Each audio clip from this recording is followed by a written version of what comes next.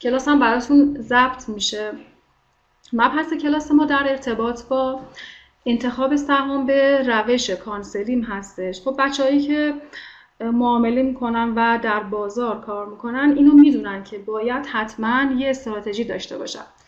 استراتژی ها بچه ها متفاوته با توجه به حالا اون روشی، اون تحلیلایی که شما بلدید و اون روشی که متناسب حال روز شما هستش. هر شخصی میاد یه استراتژی انتخاب میکنه. استراتژی یعنی اینکه یک روشی که یه برنامه معاملاتی که شما بر اساس اون میتونید در بازار مالی خرید و فروش بکنید. اینکه نقطه ورود داشته باشید، نقطه خروج داشته باشید، بتونید سیو سود بکنید و مدیریت سبد و سرمایه داشته باشید و در کنار این یک کنترل هیجان و تسلط به خودتون داشته باشید. مجموع اینها میشه استراتژی. همونطور که خدمتتون عرض کردم، یکی ممکنه که فقط با اون تحلیل تکنیکالی که یاد میگیره یه استراتژی بسازه. یه نفر ممکنه با تحلیل بنیادی این کار انجام بده و برای خودش یه استراتژی بسازه. یه نفر ممکنه با همون تابلوخوانی این کار انجام بده. یه نفر هم ترکیبی از این چند تا تحلیل رو در کنار هم بذاره و به علاوه مدیریت سبد و سرمایه برای خودش یه استراتژی طراحی بکنه و در طول معاملاتی که انجام میده بالاخره به سود برسه. شما این روش کانسلینگ که ما تو این 2 جلسه با هم دیگه باش آشنا میشیم به شما یه استراتژی میده بر اساس ترکیبی از این مواردی که خدمتتون عرض کردم.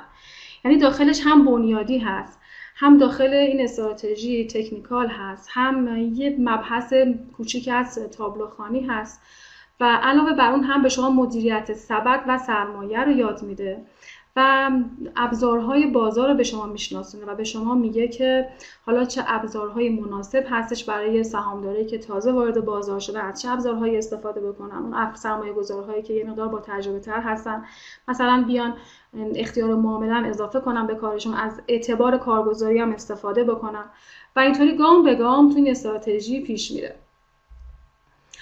و مبحث بعدی که من حتما باید بهش اشاره بکنم، در کنار هر استراتژی که شما دارید، مثلا همین روش کانسلینگ، حتما یک کتاب خودشناسی و آشنایی با روانشناسی معاملات و خودتون هم مطالعه بکنید و روی خودتون و روان خودتون حتما کار بکنید. مجموع اینها میشه اون حرفه معامله گری که شما انشاءالله در کنار اون یه تجربه هم بذارید، در طول زمان میتونید به هدف خودتون برسید. خب این مبحث کانسلینگ من از کتاب کانسلینگ که نویسندش خود آقای ویلیام اونیل هستش انتخاب کردم و کل این کتاب رو حالا سعی کردم و مباحث مهم رو براتون توی این 2 جلسه، حالا نمیتونیم بگیم که کاملا اونو باید حالا توی این 2 جلسه شکافته بشه، اما سعی کردم که روی مهمترین نکاتش یه موردی توی کلاس داشته باشیم. نقشه راه یا سرفصل هامون چی میشه؟ ببینید توی این کتاب کلا کتاب 3 تا بخش داره. بخش اولش میاد به شما 7 تا متغیر معرفی میکنه، میگه بر اساس این 7 تا متغیر شما سهام خودتون رو انتخاب بکنید. 7 تا متغیر چیا هستن؟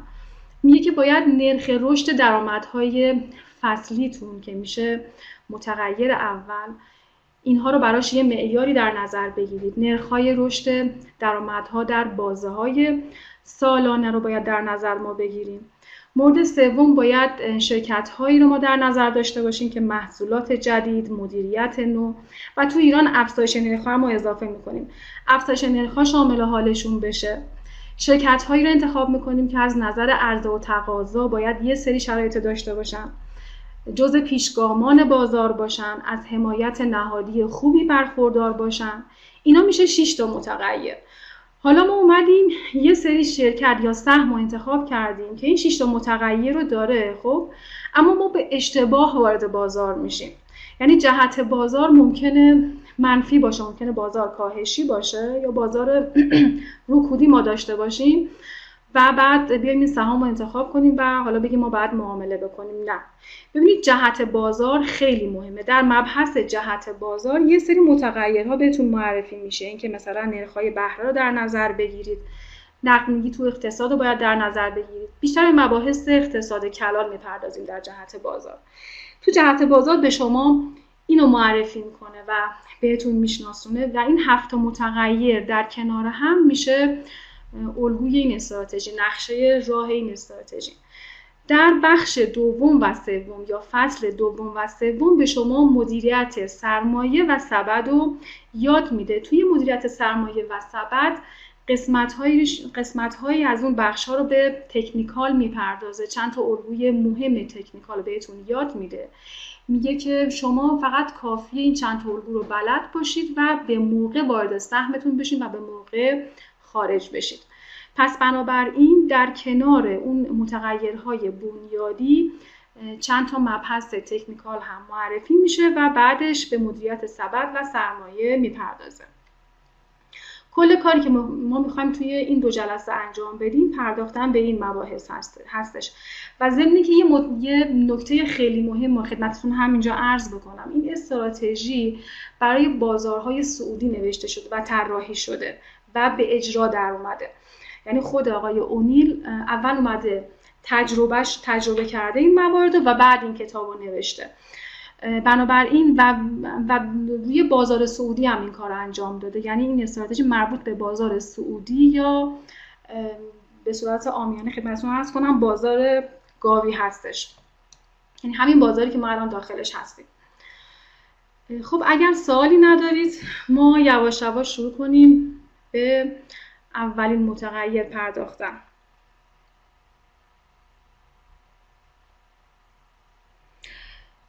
خب بچه‌ها چون این نرم افزار آدابی کانکت یه مقداری این حروف رو پس و پیش نشون میده، شما وقتی که یه سری موارد رعایت نکنید جملاتتون پس و پیش میشه، من متوجه نمیشم. ممنون میشم اگر فینگلیش تایپ کنید، من فکر میکنم راحت تر باشم برای خوندن سوالاتتون. خب کلاس ما 2 جلسه است، 2 جلسه 2 ساعت است. امروز از ساعت 4 تا 6، هفته آینده چهارشنبه از ساعت 4 تا 6 انشالله برگزار میشه. امروز سعی میکنیم که تا آخر متغیر ششم یا تا اول حمایت نهادی صحبت کنیم و انشالله جلسه بعد تا آخر حمایت نهادی و جلسه بعد جهت بازار که خیلی مهمه برای متغیر هفتم و مباحث تکنیکال مدیریت سبد و سرمایه رو یه مرور روش داشته باشیم. خب ببینید آقای علی آقا چه خوب شد این سوالو پرسید. من همین اول خدمتتون عرض کنم اگر هر سهمی تو این کلاس معرفی میشه یا روش ما داریم بررسی میکنیم، در هیچ صورتی این سهم به هیچ عنوان سیگنال نیست. خب چون کلاس باید به صورت کاربردی بشه، من نمیتونم همونطور رو پی دی اف برای شما بخونم توضیح بدم برم جلو. پس مطمئنا من باید یه چند تا سهم رو بررسی بکنم. این سهم‌ها به هیچ عنوان و در هیچ صورت سیگنال نیستن. همتون اون سهم‌ها رو میشناسید. مثلا سهم خاور که در گذشته رشد خیلی خوبی داشته، ما میریم داخلش بررسی میکنیم، چون شما هر استراتژی یا هر کاری که میخواید مثلا همون تکنیکال که بخواید استراتژی خودتون رو به معرض آزمایش بذارید، باید حتما بیاید رو گذشته بررسی کنید، ببینید رو گذشته آیا این استراتژی جواب میده یا نه. ما هم همین کار رو انجام میدیم. میایم یه استراتژی کانسلی مثلا روی سهم خاور، روی نماد دفارا، روی نماد قصفه‌ها، روی نمادهایی که میدونیم رشد داره و خیلی خوب رشد کرده گذشتهشون رو بررسی میکنیم و ببینیم آیا این استراتژی اون زمان اونجا جواب داده یا نه. بعد یه نیم نگاهی هم با آینده داریم، اما در هیچ صورتی منظور ما سیگنال نیست. ما مجبوریم یه سری سهم‌ها رو بررسی بکنیم. خب بچه‌ها من شروع میکنم.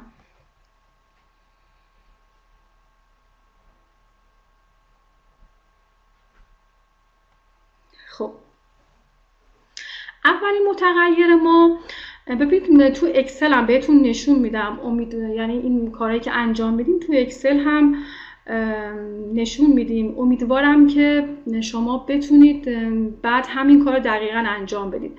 یه نکته هم هست قبل از اینکه من شروع کنم خدمتتون عرض کنم. نکته مهم این هستش که این کلاس گواهی نامه داره برای عزیزانی که از طریق باشگاه مشتریان آفتاب درخشان خاورمیانه وارد میشن و این کلاس رو انتخاب میکنن و در هر 2 جلسه شرکت دارند، ما میتونیم گواهی صادر کنیم. و ضمن اینکه بچه‌ها جلسه بعد هم احتمالاً تو ای سمینار اطلاع رسانی نمیشه و شما از طریق همین باشگاه باید ثبت نام بکنید، از طریق باشگاه کارگزاری ثبت نام بکنید و از این طریق وارد کلاس بشید. بنابراین اگر کسی تمایل داره جلسه بعد رو شرکت کنه، حتما حواسش به باشگاه باشه که همکار عزیزم برای شما لینک باشگاه مشتریان کارگزاری رو براتون میذاره و شما از این طریق میتونید ثبت نام بکنید. این هم مواردی بود که خدمتتون عرض کردم. ببینیم درآمد 3 ماهه چیه. بچه من شروع میکنم، سوالاتتون اگر زیاد باشه متاسفانه نمیتونم سوالای شما رو بخونم، باید متمرکز حالا موارد آموزشی بشم. انشاءالله هر 10 دقیقه 15 دقیقه یک بار یه نیم نگاهی هم به سوالای شما عزیزان حتما دارم و ممنون میشم که فینگلیش تایپ کنید. خانم دکتر صدای منو ندارین؟ خب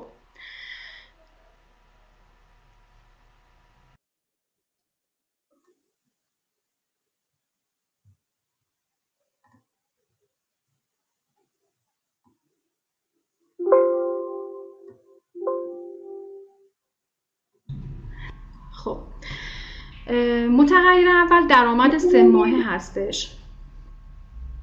ببینید بچه ها بعضی موقع شنیدید یه سری اخبار تو بازار میاد، خب میگن فلان شرکت فلان خبر رو داره، مثلا قراره که یه محصولی تولید بکنه یا اینکه مثلا یه خط تولید جدید بزنه یا اینکه مثلا فرض کنید حالا قرار مدیر عامل جدید بیاد این کار رو انجام بده. ما کاری به این اخبار و حالا من میگم به اینا شایعات، کاری به این شایعات من اصلا ندارم. اگه قراره یه اتفاق مثبتی تو شرکت بیفته، من حتما باید با چشم خودم ببینم این اتفاق مثبت رو. پس من باید صبر کنم تا شرکت مد نظرم در عمل به من نشون بده نتیجه تلاشش و سرمایه گذاریشو، نشون بده که این کاراش مثبت بوده و بعد افزایش سود خودش رو اعلام بکنه. اون موقع که من میام اون سودها رو مشاهده میکنم، میتونم تا حدی به ادامه روند این سود اعتماد بکنم. بنابراین متغیر مد نظر من آخرین سود فصلی شرکت باید نسبت به دوره مشابه سال قبلش از رشد چشمگیری برخوردار باشه. خیلی بهتره که من به جای اینکه بیام فقط آخرین سود فصلی شرکت رو نسبت به دوره مشابه سال قبلش در نظر بگیرم، به دنبال روند سودی تو سودهای فصلی باشم. یعنی بیام حداقل 5 سال اخیر رو که هر سال 4 تا فصل داره، 4 تا گزارش داره، اینها رو بیام یکی یکی کنار هم بذارم و نرخ‌های رشد این فصل نسبت به فصل سال گذشتهش که مشابه اون باشه، ببینم چه نرخی اومده تجربه کرده. حالا براتون بازتر میکنم. مثلا فرض کنید من الان بهار سال 1402 هستم، پایان بهار سال 1402 میشه خرداد ماه، که پایان خرداد ماه من یه گزارش 3 ماهه یا گزارش فصلی دارم. بیام ببینم این پایان خرداد ماه شرکت چه سود خالصی رو تونسته بسازه. بعد بیام نگاه بکنم به سال 1401 نسبت به سال 1401 بهارش. اگر اون دوره اون مالی شرکت از برج یک، یعنی از فروردین ماه تا آخر اسفند ماه هستش، اون 12 ماهه مالیش، میام این بهار نسبت به بهار پیش مقایسه میکنم، یه نرخ رشد بگیرم ببینم این نرخ رشد به چه صورت اتفاق افتاده و همینطور برای فصل‌های قبلی هم همین کار تکرار بکنم. مثلا فرض کنید برای فصل زمستان سال 1401 ببینم چه نرخ رشدی زده نسبت به زمستان سال 1400. این دوتا رو در نظر بگیرم ببینم چه نرخ رشدی روی سود شرکت اومده ایجاد کرده و بعد یه مقایسه رو با این همه رو با هم دیگه داشته باشم. اون عددی که مد نظر ما هستش برای نرخ‌های رشد فصلی حداقل 40 تا 50% هست و چقدر بهتره که اینها از یه روند تقریبا رو به رشدی برخوردار باشه. مثلا فرض کنید اگر این فصل 40% باشه، فصل بعد مثلا 60% باشه، فصل بعد 70% باشه این نرخ رشد. و اگر مثلا فرض کنید این فصل منفی 20% باشه، این منفی رو فصل بعد بیاد جبرانش بکنه با یه مثبت. اینا تو اکسل با یه بررسی شرکت بهتون نشون میدم. پس بنابراین متغیر اول درآمدهای 3 ماهه هستش. همونطور که ما میدونیم در طول یک سال یه شرکت میاد 4 بار گزارش از نظر صورت‌های مالی روی سامانه کدال افشا میکنه. این گزارش‌ها به صورت فصلی 3 ماهه، 6 ماهه، 9 ماهه و 12 ماهه هستش که 6 ماهه ها و 12 ماهه ها به صورت حسابرسی شده هستش و 9 ماهه و 3 ماهه حسابرسی نشده هستش. اونهایی که حسابرسی شده هستن شما از حسابرسی شده ها حتما استفاده کنید. اون 3 ماه و 9 ماه هم که از همون حالت عادیش استفاده بکنید. متغیر دوم رشد سالانه درآمد هستش. ببینید 5 سال اخیر رو در نظر بگیرید. تو این 5 سال اخیر ببینید شرکت آیا در درآمد خودش یه رشد پایداری داشته یا نه. حالا بهتون میگم که منظور از درآمد یا اون سود خالص یا اون سودسازی شرکت منظور کدومی که از متغیرهای صورتهای مالی هستش. بنابراین نکته دوم یا متغیر دوم بررسی پایداری درآمد توی 5 سال گذشته شرکت هستش. ببینید من اومدم این شرکت هایی که حالا قرار بررسی بکنیم و اینجا براتون یکی یکی اون نمودارش رو گذاشتم، اما خیلی بهتره که من وارد اکسل بشم، روی اکسل مجدد این کار رو برای شما انجام بدم. مجبورم که یه سویچ بکنیم روی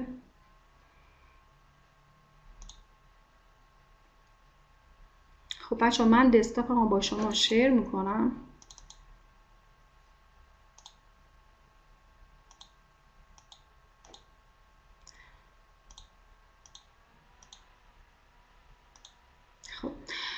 بچه ها همتون الان سامانه کدال رو دارید.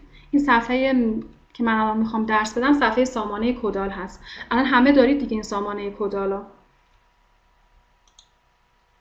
خب امیدوارم همه بلد باشین که با سامانه کدال کار کنید. اما منتها من یه مرور 1 دقیقه رو سامانه کدال داشته باشم. شما نمادتون از طریق جستجوی اطلاعی ها سرچ میکنید. من خاور اینجا چیه اومدم تایپش کردم. بعد از قسمت گروه اطلاعی اطلاعات و صورت‌های مالی سالانه رو انتخاب میکنم. میتونیم از نوع اطلاعیه میان دوره‌ای هم انتخاب کنیم که تمامشون ظاهر بشه. از اینجا میتونم سال مالی شرکت رو بیام محدود بکنم. مثلا بگم فقط برای سال 96 برای من چه کار کن، صورت‌های مالی رو جستجو بکن. ببینید اینجا از دوره 3 ماهه، دوره 6 ماهه چه حسابرسی شده چه حسابرسی نشده که شما باید حسابرسی شده ها رو استفاده بکنید. دوره 9 ماهه و همچنین دوره‌های 12 ماهه. اگر شما اینجا تلفیقی می‌بینید چون شرکت نماد خاور زیر مجموعه داره، تلفیقی اشاره به صورت‌های مالی خودش و زیر مجموعه‌هاش داره، به صورت یک واحد اقتصادی در نظر می‌گیره و صورت‌های مالی رو تهیه می‌کنه. شما همیشه از موارد اصلاح شده استفاده بکنید چون ممکنه یه صورت مالی چند بار تکرار بشه، اصلاحیه بزنه. از آخرین اصلاحیه استفاده بکنید و ضمن که برای 6 ماهه و 12 ماهه از حسابرسی شده استفاده بشه. من حالا 3 ماهه رو برای فقط دیدم باز میکنم. الان همتون بچه‌ها دیگه به 3 ماهه دسترسی دارین دیگه انشالله.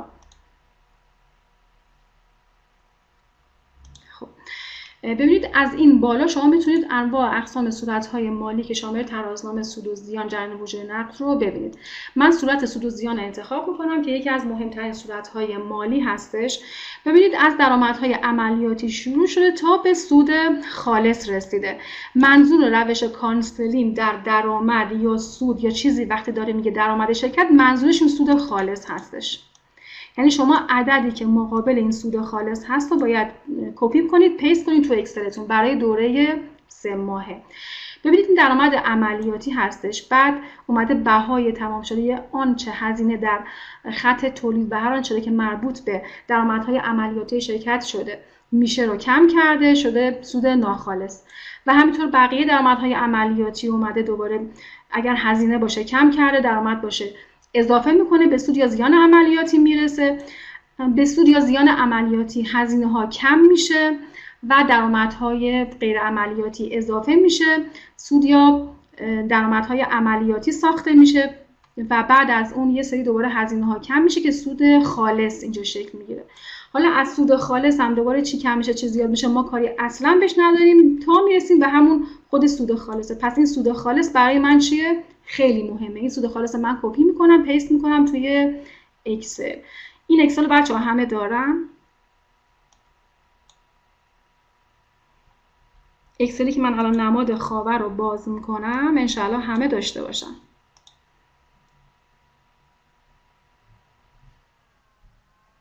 خب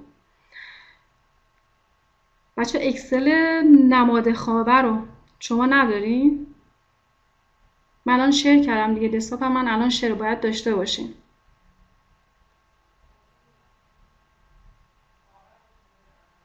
بله نماد خاور. خب پس علی آقا شما احتمالاً یه مشکلی دارید تو کارتون.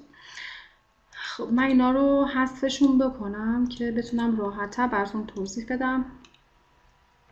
خب ببین بچه‌ها، این میشه متغیر فصلی من که اومدم زمان اینجا از سال 96 فصل به فصل 3 ماه 6 ماه 9 ماه 12 ماه دوباره سال 97 و همینطور تا آخر جمع آوری کردم.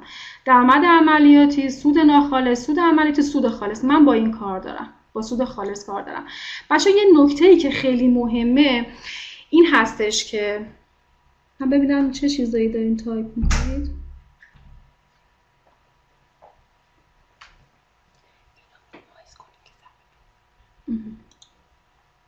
خب ببینید یه نکته‌ای که خیلی مهمه، این گزارش‌هایی که من از سامانه کدال دارم میگیرم تجمیعیه. یعنی چه؟ یعنی مثلا من سود خالص 6 ماهه من تو دلش 3 ماهه هم داره، سود خالص 9 ماهه تو دلش هم 6 ماهه هست و خب 3 ماه هم تو دل 6 ماه هست. این به صورت تجمیعی هستش. من باید اینا رو از همدیگه چه کار کنم؟ جدا کنم. توی اینجا میام این کار رو انجام میدم. به چه صورت؟ ببینید که خیلی راحته. من اینو براتون دابل کلیک بکنم. ببینید اینجا میایم مثلا 6 ماهه رو از 3 ماهه کم میکنیم می‌نویسیم اینجا 3 ماهه که خودشه، بعد 6 ماهه رو منهای 3 ماهه میکنیم میذاریم اینجا. یعنی که مثلا 9 ماهه رو منهای 6 ماهه میکنم میذارم تو این سلول و همینطور تا آخر. اینطوری به صورت غیر تجمیعی سود خالص من به دست میاد. خب حالا کافیه من بیام از این سودهای خالص فصلی یه نرخ رشد بگیرم. چطوری نرخ رشد بگیرم؟ ببینید مثلا روی اولیه اینا رو فکر میکنم فرمولاشو حذف کردم. خب کاری نداره، دوباره براتون اینجا توضیح میدم. ببینید اگر بخوام نرخ رشد بگیرم، مثلا فرض کنید بیام از پایین، این میشه بچه‌ها برای 12 ماهه 1401. خب اینم میشه مال 12 ماهه 1400. قرار من این فصل رو نسبت به فصل مشابهش بیام چه کار کنم؟ یه نرخ رشد بگیرم. خب فقط کافیه توی این خونه یه علامت مساوی بذارم، یه پرانتز باز بکنم، 12 ماهه 1401 رو منهای 12 ماهه 1400 بکنم، اینو دوباره تقسیم بر 12 ماهه 1400 بکنم. 1% از این بگیرم میشه چی؟ میشه نرخ رشد فصل 12 ماهه 1401 نسبت به 12 ماهه 1400. همونطور که میبینید نماد خاور 138% توی سود خالصش یه نرخ رشد تجربه کرده. فقط بچه‌ها یه چیزی، بعضی از این شرکت‌ها هنوز این فصل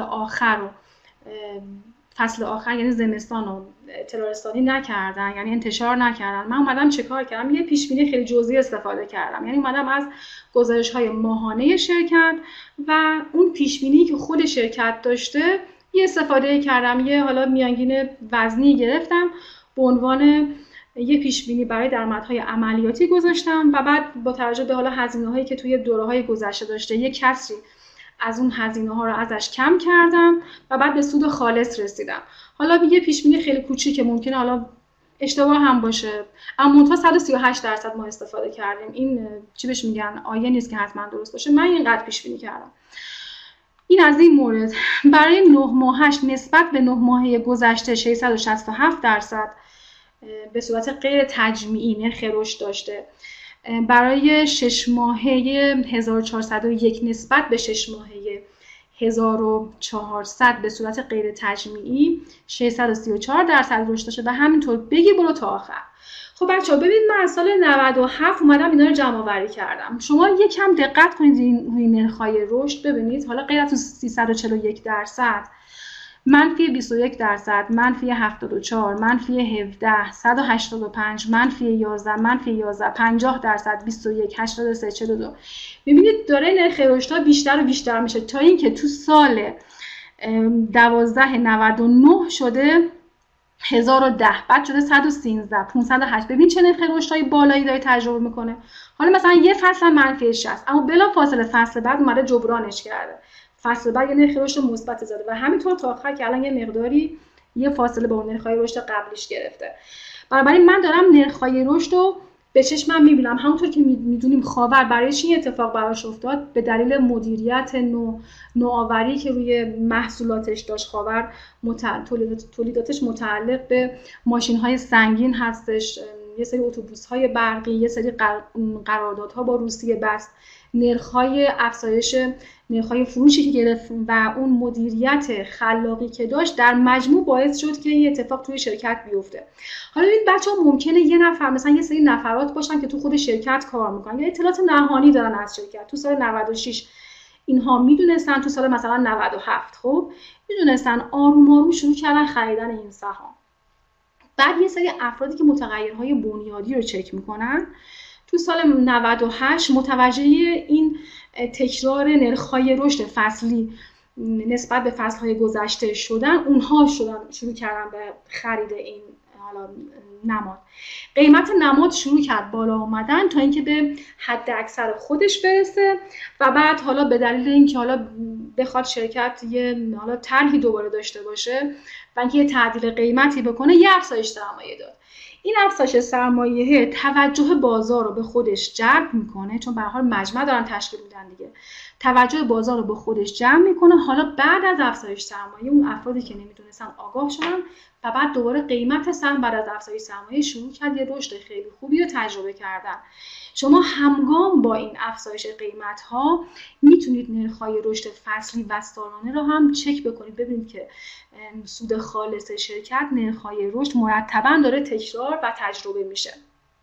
پس بنابراین میتونم بگم که این شرکت از نظر اولین متغیر، مثلا اگر من تو سال 98 فرض کنید توی برج 12 باشم، میتونم بگم از نظر این متغیر چیه مورد تاییده و میتونم یه تیک بزنم براش برای اولین متغیر.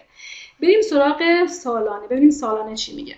خب ببینید ما اینا اومدیم به صورت فصلی جمع آوری کردیم. تو سالانه شما، من دیگه براتون گزارش کدال رو باز نمی‌کنم چون وقتمون میره.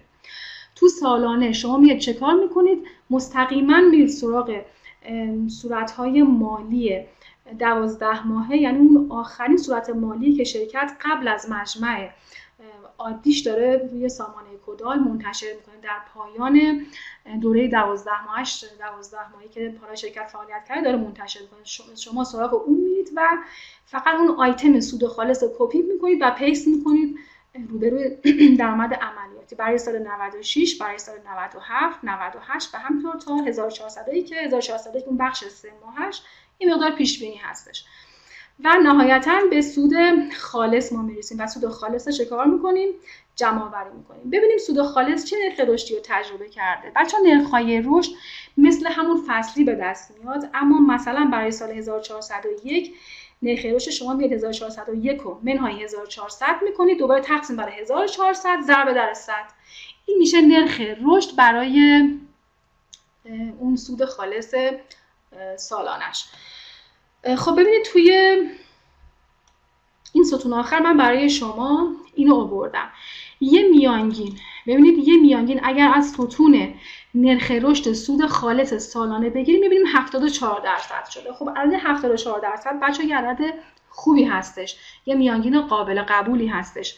50-60% به بالا معمولا ما میگیم حالا قابل قبوله و اوکیه برای اینکه بخوایم برای این شرکت تیک بزنیم. اما اگر وارد جزئیات بیشتر بشیم میبینیم که سال 1401 نرخ رشدش 351% بوده، خیلی بیش از تورم بوده. شما با تورم حالا پارسال مقایسه بکنید.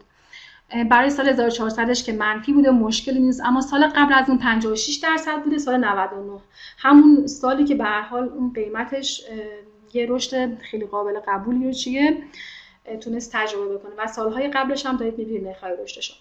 حالا بچه‌ها من میخوام برای این یه نمودار بکشم، چون نمودار خیلی واضح‌ترین عددها رو مشخص میکنه. میایم از این قسمت و بعد میتونیم به این نمودار دسترسی داشته باشیم. من بچه‌ها این دو تا نمودار رو توضیح بدم، بعد بیام پاسخ شما رو بدم. ببینید، نگاه کنید نرخ‌های رشد سالانه‌ای که داریم میزنید. فقط بچه‌ها حواستون به یه چیز باشه، حواستون به سودهای خالص خیلی جزئی باشه. مثلا ممکنه خب یه شرکتی سال گذشتهش 1 ریال سودسازی کرده باشه، بعد امسال مثلا 8 تومن سودسازی کرده. خب این نرخ رشد خیلی اوکیه، خیلی خوبه، اما از نظر ما قابل قبول نیست. نرخ‌های رشدی که کلا اون سودهایی که یه شرکت داره تجربه میکنه باید نسبت به گروهش در نظر بگیرید. مثلا فرض کنید خاور رو نسبت به گروه تو میانگین ببینید قرار داره یا نداره. بعد اون موقع ما میتونیم بگیم که نرخ رشدی که داره میزنه خب معقولانه هست. اما صرفا مثلا یه شرکت خیلی ضعیف اگر یکی دو بارم به صورت تصادفی سودسازی از 1 ریال به 9 تومن داشت که اصلا مورد قبول ما نیست، که باید بیش از این باشه. نسبت به گروه ما باید چیه این سودها و بعد رشدهاشون رو ببینیم. اگر میبینید برای سال 1400 یعنی که مثلا برای سال 99، حالا 400ش که منفی بوده، برای سال 99ش یه نرخ رشد کمیه نسبت به 401، چون اولا من این لگاریتمی نکردم. یه لگاریتمی بکنم حالا این بهتر مشخص میشه، و ثانیاً اینکه چون 1400 خیلی در مقابل اون 56% بزرگی داره اینطوری مشخص میکنه، اما خود سال 99 هم بسیار تا بسیار رشد خوبی رو تجربه کرده. اگر بخوام بچه‌ها پایداری نرخ رشد این سود خالص سالانه رو مشخص بکنم، یعنی یه ترند لاین، یعنی که یه خط روند به صورت حالا اون خطی. انواع اقسام داریم، لگاریتمی داریم، غیر خطی هم داریم. حالا ما اومدیم خطیش رو انتخاب کردیم. یه ترند لاین که بچه‌ها انتخاب کنید ببینید روند رو به رشد داره. من به این میگم یه روند پایدار. یعنی تو این 4-5 سال اخیر تونسته یه روند رو به بالا و پایداری رو تقریبا این شرکت تجربه بکنه. این میشه برای نرخ رشد سود خالصش. بریم سراغ فصلیش، نمودار فصلیش رو بکشیم. من اینو حذفش میکنم که شلوغ نشه صفحه. خب این میشه تاریخ ما. یکم بیایم بالاتر، اینم میشه سود خالص ما.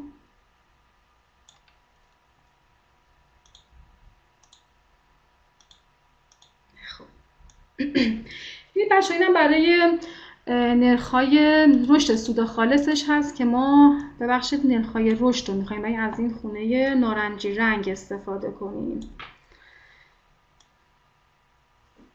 این میشه نرخ‌های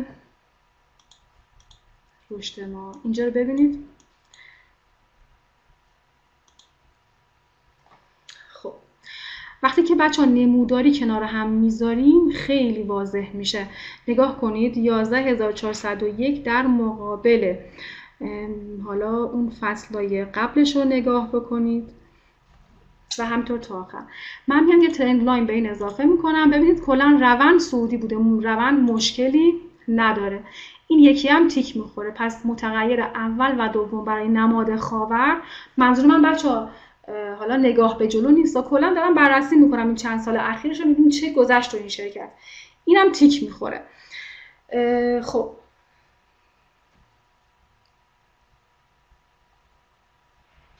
این میشه بررسی این دو مورد.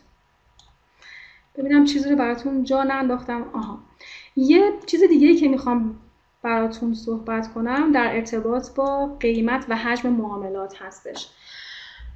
ببینید شرکت که حدوداً از سال 98 دیگه با هم دیگه یه مروری کردیم، گفتن از سال 98 تقریبا اون سود تکرارش واقعا آشکار و مبرهن شد.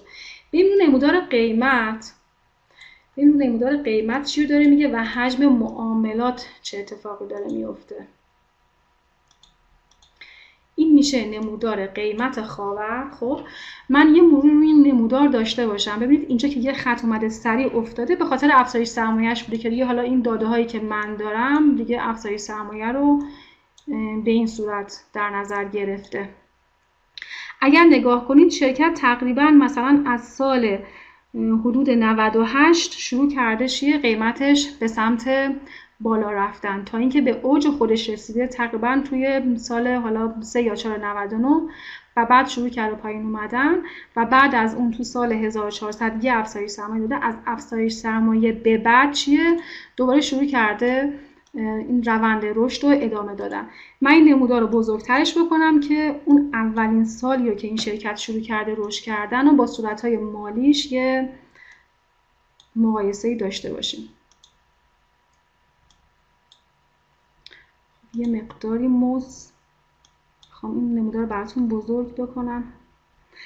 خب ببینید بچه‌ها، از سال 98 اگر دقت کرده باشین همون سال 98 بود نرخ‌های رشد. ببینید اینجا رو.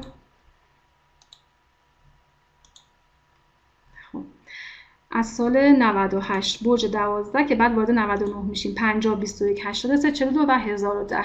اینجا هم به همین صورت بوده. تقریبا از همین سال 98 شروع کرده این قیمت این شرکت چیه؟ افزایش پیدا کردن تا افزایش سرمایه‌ای که اینجا اتفاق افتاده.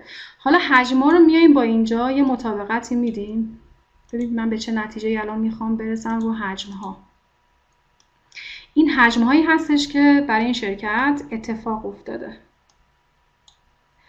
خب من بچه‌ها نمیتونم ازتون بپرسم، دوست دارم خیلی ازتون سوال بکنم که به نظر شما کدوم یکی از این میله‌ها اولین میله که یه تفاوت تقریبا میشه بگیم واضح با بقیه میله‌های حجم داره، کدوم میله میتونه باشه؟ این میله هستش. ببینید این مال سال 99 میشه، تقریبا میشه تو برج 899. یه حجم خیلی خوب زده، یعنی یه عده این سهم رو شروع کردن خریدن. حالا قیمت سهم اومده بالا، اما بعد از افزایش سرمایه تو سال 1400 که این نرخ رشد خوب ما داشتیم تو این سالها و تو این فصل‌ها روی شرکت، ببینید چه حجمایی خورده. یعنی بعد از افزایش سرمایه و اون مجمعش تازه چه اتفاقی افتاده؟ اطلاع رسانی شده که این سرمایه گذار بازاری همچین شرکتی هم هست، این شرکت خیلی اوکی، بیان بخرینش و شروع کردن خریدن و قیمت سهم چیه؟ دوباره مجدد شروع کرده بالا رفتن. فقط من این حجم ها و این آخرین قیمت های معامله رو براتون آوردم که بتونم تطابق بدم با اون صورت های مالی که بگم ببینید از اینجا نرخ رو شروع کرده، افزایش قیمت شرکت از این سال شروع شده و حجم ها از اون زمان خورده شده. پس بنابراین صرف این که مثلا تو بازار الان به نظر من شایعه شده که نماد خپارس هم میتونه مسیر خاور رو بره، در حد شایعه است. شما برید یه چک بکنید گزارش رو ببینید میتونید این دو تا فاکتور روی نماد پیدا کنید یا نه. اگر تونستید 3-4 تا فصل اخیر و 2-3 سال اخیر رو یه همچین رشدی توش ببینید باشه، من صحبتی ندارم. اما اگر نتوانستید، صرف اینکه شنیدید این کارو انجام، مگر اینکه اطلاعات نهانی داشته باشید، اما صرف اینکه دوست من داره فلان حرفی میزنه، این داره فلان حرفی میزنه، حتی تو این بازاری که بازار سعودیه، به نظر من خرید این نمادها از بازار پایه کار کاملا اشتباهیه. مگر اینکه شما این نرخ‌ها رو به چشم خودتون بر اساس روش کانسلینگ ببینید و بعد این روش داره اینو میگه دیگه، باید اول ببینید و بعدش شروع کنید چیه؟ خریدن اون شرکت. تازه وقتی هم که میخواید بخرید همینطوری وارد نمیشید، یه سری الگوهای تکنیکال هست، اون الگوها و جایی که نقطه ورود داره میده، بعد شما میتونید چیه؟ وارد بشید. اگر سوالی ندارید من برگردم به کلاس. خب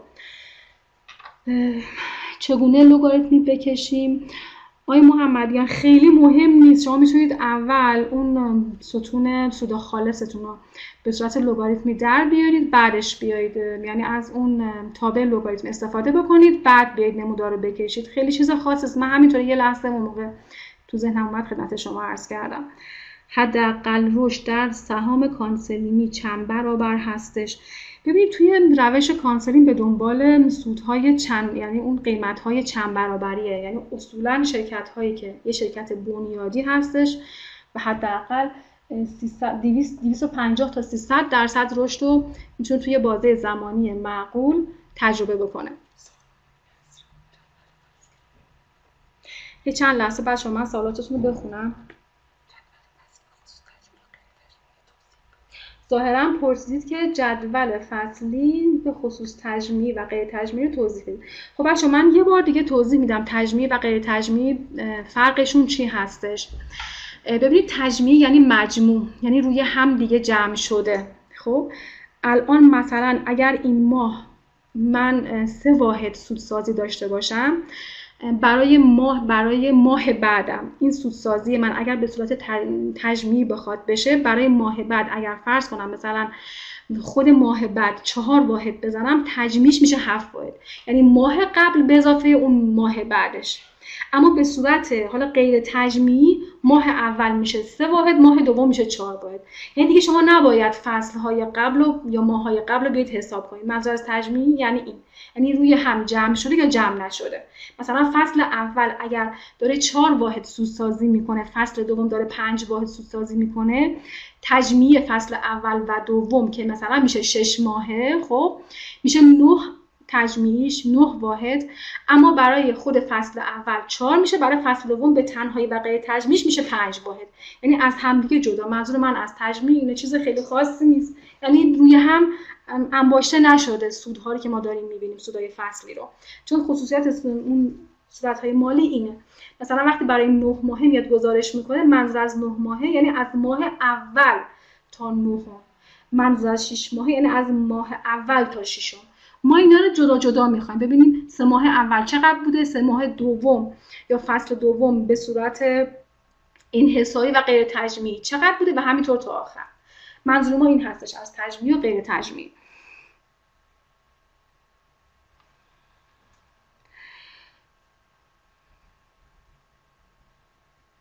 خب خانم ادیب گفتن که پرسیدن که میشه به جای سود خالص از پی‌برس استفاده بکنیم. بله، ببینید یه نکته خیلی ظریفی اینجا وجود داره. اون EPS اصلا منظور ما از EPS چیه؟ EPS یعنی که اون سود خالص میگیم تقسیم بر تعداد سهام شرکت میکنیم، یعنی به ازای هر یه برگه سهم شما چقدر سودسازی کردید. خب من میتونم بگم که خیلی تفاوتی نداره، اما یه جای تفاوت خیلی بچه‌ها مهمی ایجاد میکنه. اونجا کجاست؟ اونجایی که شرکت میاد افزایش سرمایه میده. چون افزایش سرمایه میده تعداد سهام شرکت خیلی زیاد میشه و اینجا شما میخواید یه مقایسه بین این فصل و فصلهای قبلی که تعداد سهاما اندازه هم نبودن انجام بدید، یه علامت سوال روی سر شما چیه شکل میگیره که من چطوری باید مقایسه بکنم. به نظر من شرکتی که داره افزایش سرمایه میده اونقدر بعد این شرکت قوی باشه که وقتی داره تعداد سهامش زیاد میکنه اون سودسازی EPS ها کم نشه. اتفاقا بچه‌ها اگر EPS رو بگید به نظر من توی افزایش سرمایه ها خیلی بهتره، چرا که یه شرکتی وقتی داره افزایش سرمایه میده باید اونقدر، یعنی واقعا اصلش اینه، اونقدر قوی باشه، اونقدر اون فروشش رو بتونه زیاد بکنه که به هر برگ سهمش حتی با در نظر گرفتن تعداد سهام بیشتر نسبت به فصل قبلش سود بیشتری برسه. خب اینجا این تفاوت روشن میشه. اما خب من اومدم دیگه همون سود خالصه رو گرفتم. شما میتونید از EPS استفاده بکنید. EPS شاید تو اون جاها به شما دقت بالاتری بده، توان شرکت رو توی افزایش سرمایه ها بهتر مشخص میکنه. امیدوارم که تونسته باشم منظور خودم رو بهتون برسونم. فرمودید که نسبت‌های منظور شما حاشیه‌های سود هستش. ببینید حاشیه‌های سود بله مهمه. من یه سری تو کلاس‌های تحلیل و فروش شرکت‌های تولیدی که فکر می‌کنم سال پیش برگزار می‌کردم، یه سری متغیرها که از نظر خودم مهم بودن و تو اون کلاس‌ها معرفی می‌کردم. این حاشیه سود هم داخل اونا من فکر می‌کنم بوده. اما منتها ما داریم بچه‌ها روش کانسلینگ رو توضیح میدیم. درسته که مثلا مال بورس وال استریت این روش کانسلینگ، اما منتها ببین من دارم روی سهام خاور، روی نماد خاور به شما نشون دادم که این دوتا متغیر رو ما داشتیم، سودسازی شرکت رو داشتیم، بعد اومدم قیمت رو برای شما باز کردم، حجم معاملات برای شما چی اومدم باز کردم. پس شما دارید به تجربه تو گذشته میبینید که این دوتا متغیر کافیه بررسیش. حالا اگر میخواید حاشیه ها رو هم اضافه کنید، حاشیه سود رو هم اضافه کنید، هیچ مشکلی نیست. اما اون تا روش کانسلینگ بر اساس این دوتا هستش. چیزی که میتونیم روش تغییر بدیم، مثلا افزایش نرخ ها رو بیاریم به عنوان یه متغیر جدید بذاریم، بگیم شرکتی که افزایش نرخ داره میده بیایم داخل رصدمون بذاریم و اونو بررسیش بکنیم، چون افزایش نرخ یه چیز خیلی خوبیه دیگه. این شرکت درآمد فروشش میره بالا، حالا اگر بتونه هزینه هاشو بپوشونه و علاوه بر یه سودسازی داشته باشه، بررسی میکنیم ببینیم چقدر نرخ رشد سودسازیش، بعد ما ببینیم جزء اون مد نظرهای ما میاد یا نه. این میشه روش دوتا متغیر اول روش کانسلینگ. خب من برگردم روی PDF بریم پایین تر. خیلی شرکت بچه ها براتون آوردم اینجا هم که همون حجما و قیمت های خاوره. مثلا نماد دهاوی، حالا دهاوی به جای خودش چک میشه، مثلا نماد دفارا یا اینکه قصفه ها، اینا گذشته های خوبی داشتن. خب ما به متغیر سوم نرسیدیم هنوز. بین متغیر دوم که سود 5 ساله هستش، یعنی پایداری سود 5 ساله، و متغیر سوم یه گریزی می‌ذاریم روی مبحث پی بر ای. ببینیم روش درست استفاده از پی بر ای چی میتونه باشه. اون کسایی که بچه‌ها اولین بار وارد بازار میشن، اگه تو کلاس‌های آشنایی با بورس شرکت بکنن، میبینن که از اساتید میشنون که مثلا روی تابلو سهم نشون میدن این پی بر ای تیمه. خیلی مهمه بچه‌ها. اگر این پایین باشه شرکت یعنی ارزشمنده، اگر بالا باشه نه خیلی خطرناکه نسبت به همگروهیاش. مرتبا این چیزا رو تکرار میکنن و بعد اون سرمایه گذاری که برای اولین بار داره وارد بازار میشه و این چیزها رو میبینه، خب بنده خدا نمیدونه که میاد فقط این پی بر ای رو نگاه میکنه. خب بعد میبینه این خیلی پایینه، مثلا گروهش 8، این 3، میگه خب خیلی میارزه پس من اینو میخرم. یا اینکه اصلا نگاه نمیکنه به گروهش، میگه خب این 3 یا این 4 خیلی میارزه، میخره. در کمال ناباوری میبینه پی بر ای میاد پایینتر و قیمتش هم حتی سقوط میکنه. بنابراین تمام این تجربه ها مشخص میکنه که پی بر ای عامل تعیین کننده برای رشد سهام نمیتونه باشه.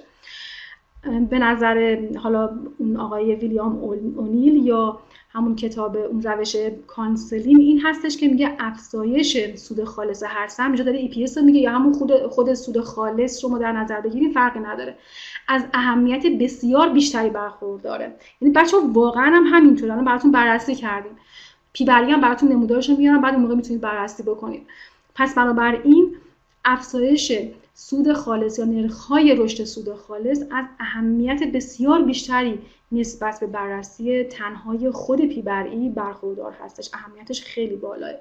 ما یه دوره بچه‌ها رکود همین اخیر تجربه کردیم، رکود اقتصادی از نیمه دوم سال 99 تا سال 1400 و حالا نیمه‌های اول 1400 یکم دامنگیرمون بوده. ما این رکود اقتصادی رو تجربه کردیم که توی بورس و توی بازارهای مالی به شدت هممون اون رو احساسش کردیم و با تمام وجودمون اون رکود رو حسش کردیم. اصلا بچه‌ها رکود خاصیتش اینه که پی بر ای ها همه میاد پایین. تمام پی بر ای ها میاد پایین.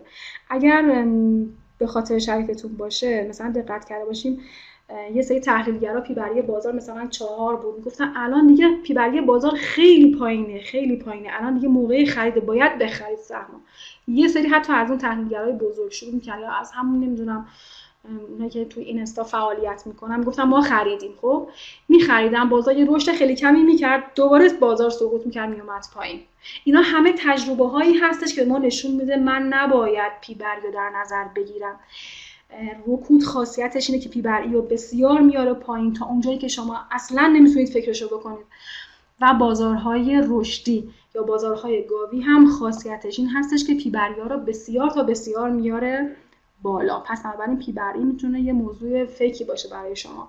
پس من فقط به خاطر پی بر ای نمیتونم یه سهم رو بخرم. دلایل خیلی زیادی وجود داره که قیمت یه سهم مثلا میتونه کم باشه. پس من بر اساس هیچ قاعده‌ای نمیتونم بگم که اگر پی بر ای سهمی 8 باشه و تحلیل داشته باشم که این سهم ارزشمنده، بگم هیچ وقت به 5 نمیرسه. این حرف بچه‌ها کاملا اشتباهه. خب بسیاری از تحلیلگرا به بررسی روند پی بر ای میپردازن و بعد وقتی که این پی بر ای برسه به حد پایین تاریخی خودش، با قدرت فراوان توصیه به خرید اون سهم میکنن. این اشتباهه. بنابراین وقتی که سهم قیمتش میاد پایین به دلیل کاهش پی بر ای، به نظر میرسه که سهم مورد نظر ارزش خرید بالا داره، در صورتی که اصلا اینطوری نیست. من براتون دوره رکود رو براتون مثال زدم. بسیاری از افراد مبتدی هم گفتیم که بر اساس پی بر ای میان میخرن که کاملا اشتباهه. در مجموع بچه‌ها تمام این چیزایی که بهتون گفتم نمیاد روند اصلی رو در نظر بگیره. امکان داره بچه‌ها همون چیزی که گفتم بازار رکودی باشه، کاهشی باشه، همه سهام در مجموع با هم دیگه یک کاهش قیمتی رو تجربه کردم، به خاطر اینکه ما توی صورت کسر یه پرایس یا قیمت داریم، تو مخرج EPS یا سود خالص هر سهم داریم، تو رکود قیمت ها یعنی صورت کسر میاد پایین، شرکت ها نمیتونن مثل قبل سودسازی داشته باشن، بچه‌ها دوباره اون مخرج هم میاد پایین، مخرج کسر هم اون EPS هم میاد پایین، اما سرعت کاهش صورت کسر بیش از سرعت کاهش مخرج کسر، برای همین که پی بر ای در نهایت به شدت میاد پایین، به خاطر اینکه تو دوره‌های کاهشی و رشدی سرعت کاهش اون قیمت‌ها بیش از سرعت کاهش اون رشدهای اون سودهای خالصی هستش که شرکت‌ها تجربه می‌کنن و بنابراین پی بر ای‌ها خیلی میاد پایین. پس من صرفاً نمیتونم روی پی بر ای نظر بدم بگم خوبه. اونجا هم دوباره براتون تکرار کردم که سقوط‌های بازار باید بسیاری از طرفداران این نظریه رو تا کنون از خودشون ناامید کرده باشه.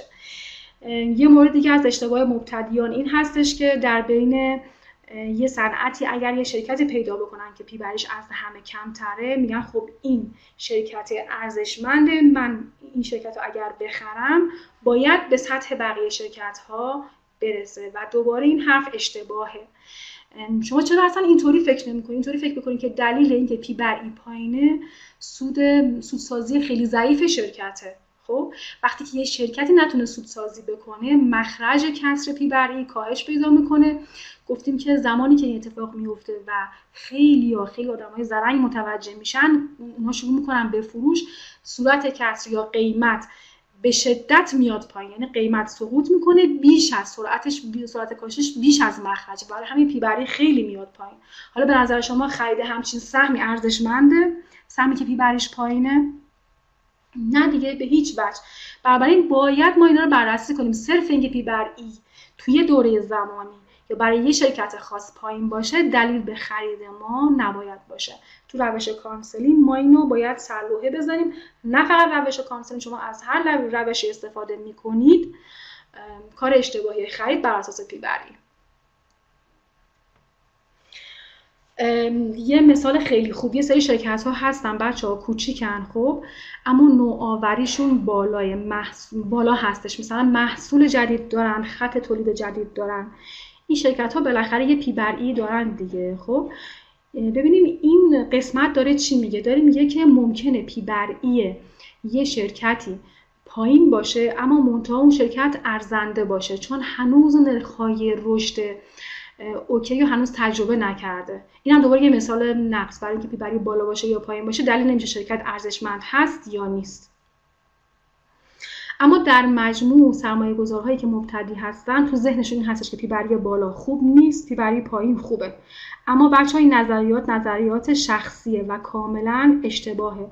بازار یعنی در طول زمان به شدت و با تکرارهای زیاد به ما نشون داده که اینها همه اشتباهه.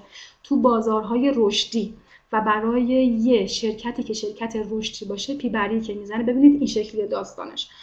تو بازاری که رشدیه، شرکتی که رشدیه، خب ببینید EPS داره رشد میکنه. حالا وقتی که EPS داره رشد میکنه نظر سرمایه گذارها رو به خودش جلب میکنه، اما هنوز تو مراحل اولیه رشد خودش هستش. مثلا فصل اول، فصل دوم، فصل سوم داره این نرخ رشد رو تجربه میکنه. یه عده که متوجه میشن شروع میکنن خرید این سهام. وقتی که تقاضا بره بالا قیمت سهم شروع میکنه بالا رفتن و بعضی موقع به یه جاهای هیجانی میرسه این قیمته بچه‌ها نرخ رشدش یا سرعت رشدش خیلی بیش از سرعت رشد اون EPS که شرکت داره تجربه میکنه میشه و برای همین این پی بر ای بزرگ به نظر میرسه.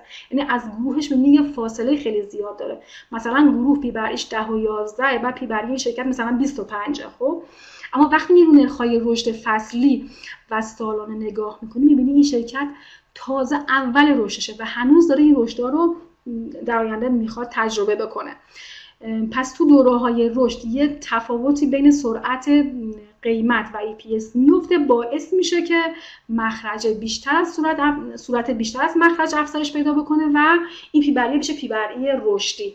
و تازه مثلا 25 که میشه تازه نظر بازار رو جلب میکنه که مثلا همه میگن با این سهم رو بریم بخریم و این پیبری دوباره شتابان شروع میکنه به سمت بالا رفتن. حالا اگه یه سهامداری فقط بخواد این فاکتورش باشه چه کار میکنه؟ میگه خب این خیلی رفته بالا، من میفروشم. تازه رشد قیمت اصلی و شرکت میخواد تجربه کنه که اون سهامدار بر اساس این تحلیل اشتباه میزنه این سهمو میفروشه.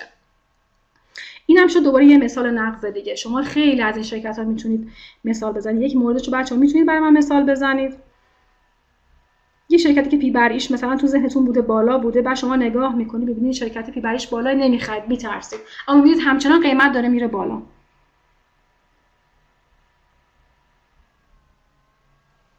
بله، این فایل پی دی اف رو توی گروه آموزشی تلگراممون بچه‌ها میذاریم، اونجا شما میتونید استفاده کنید از این فایل پی دی اف، ضمن که کلاس داره ضبط میشه. بله، قصفه‌هایی که از اوناست، یا مثلا توی این گروه غذایی، توی این گروه‌های کوچیک خیلی میتونید از این سهام پیدا کنید. میبینید حتی بچه‌ها از نظر تکنیکالی وقتی نگاه بکنید ببینید RSI اون سهم توی ناحیه اشباع خریده و خیلی هم اومده بالا و با واگرایی‌های منفی پی در پی قیمت سهم همچنان داره میره بالا. اینا معمولاً پیبری‌های رشدی رو دارن تجربه میکنن. و غیر از این بچه‌ها تو بازارهای سعودی، بازارهای گاوی هم این پیبری‌ها خیلی میان بالا، جوری که مثلا فرض کنید برای سهام فامیلی پیبری سی مثلا ممکنه تجربه بشه، اون انتهای رشد به پیبری سی برسیم که دیگه اونجا به حباب ما رسیدیم. خب من گفتم فامیلی، یادم به یه چیزی افتاد که بریم یه چیزی رو با هم دیگه نگاه بکنیم. من مجبورم دوباره صفحه رو براتون شیر بکنم.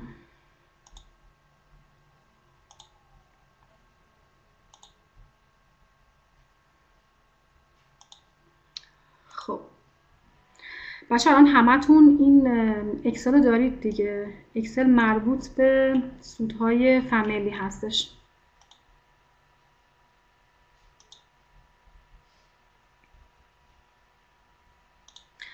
خب من اینطوری متوجه شدم که شما اکسلی که برای فامیلی رو باز کردم شما دارید.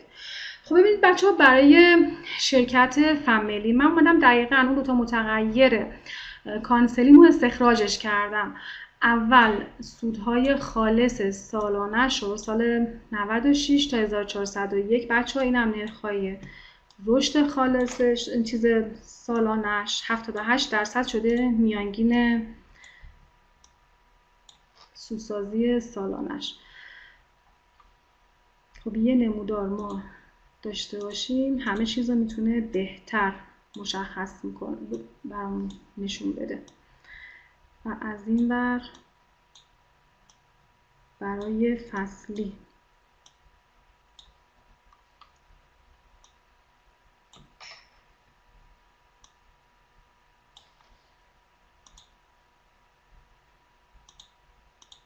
این هم میشه بچه ها برای چی؟ برای فصلش. من یه ترند لاین به این که بزنم، ببینید فکر میکنم این خط، این نقطه چینه دیگه همه متوجه نقطه چینه بشن.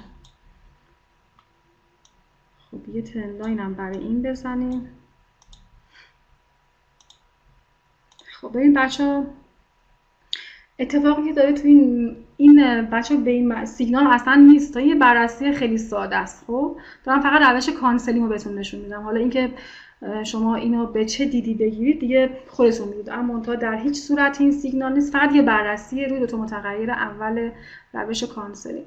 ببین اتفاقی داره تو این شرکت افتاده، این سودهای نرخ‌های رشد سود خالصش نسبت به دوره مشابه قبلش یه روند نزولی رو تجربه کرده. خب سالانش هم به همین صورته. حالا شما برید بخونید ببینید این فامیلی اصلا کلا گروه فلزات و یه چند تا شرکت دیگه تو این گروه رو بررسی کنید ببینید آیا یه همچین اتفاقی داره توشون میفته، بعد برید دنبال دلیلش بگردید، دلیل بنیادش ببینید چی هستش، برای چی این گروه فلزات یه همچین اتفاقی داره روشون میفته. این بچه‌ها به این معنی نیست که مثلا فرض کنید این گروه به درد نمیخوره، نه، میتونید تکنیکالی روش کار بکنید. اما منتها بعضیا هستن تو روش کانسلینگ یه سهمو دارن خب برای بلند مدت تا انتهای اون رشد مثلا 5 موجی بازار. اون یه سهم دارن، بعد تو نقاط حالا مناسب توسط تکنیکال الگوهایی که شکل میگیره ورود و خروج میزنن روی این سهم. اما مثلا فرض کن یه همچین شرکتی که یه همچین اتفاقی داره توش میفته شاید مناسب نباشه برای نگهداری که بخواید مثلا شما روی این مانور برید، به خاطر اینکه من دارم میبینم از نظر من چی نرخ رشد منفی گرفته، مگر اینکه تو فصل بعد یکی دو فصل بعد بتونه این نرخ‌های رشد منفیشو تجربه کنه. بچه‌ها اینکه منفی 51% یا منفی 39% یا منفی 29% به این معنا نیست که سودسازی فامیلی منفیه. این به این معنا هستش که 51% نسبت به فصل گذشته سال قبل، نسبت به فصل سال قبلش که سال 1400 باشه و 12 ماهش کمتر هستش، 51% کمتر سودسازی کرده، اما در مجموع سودسازیش مثبت بوده فامیلی. این نرخ رشدی که داره توش اتفاق میفته. شما برید چند تا نماد دیگه این گروه رو بررسی بکنید، بعد اینا رو بذارید در کنار هم به یه نتیجه برسید. این از این نماد فامیلی و دیگه قیمت و حجم شما کاری نداریم که بخوایم روش بررسی کنیم. برمیگردم به کلاس و روی PDF. اینم یه مثالی بود برای نرخ‌های رشد منفی.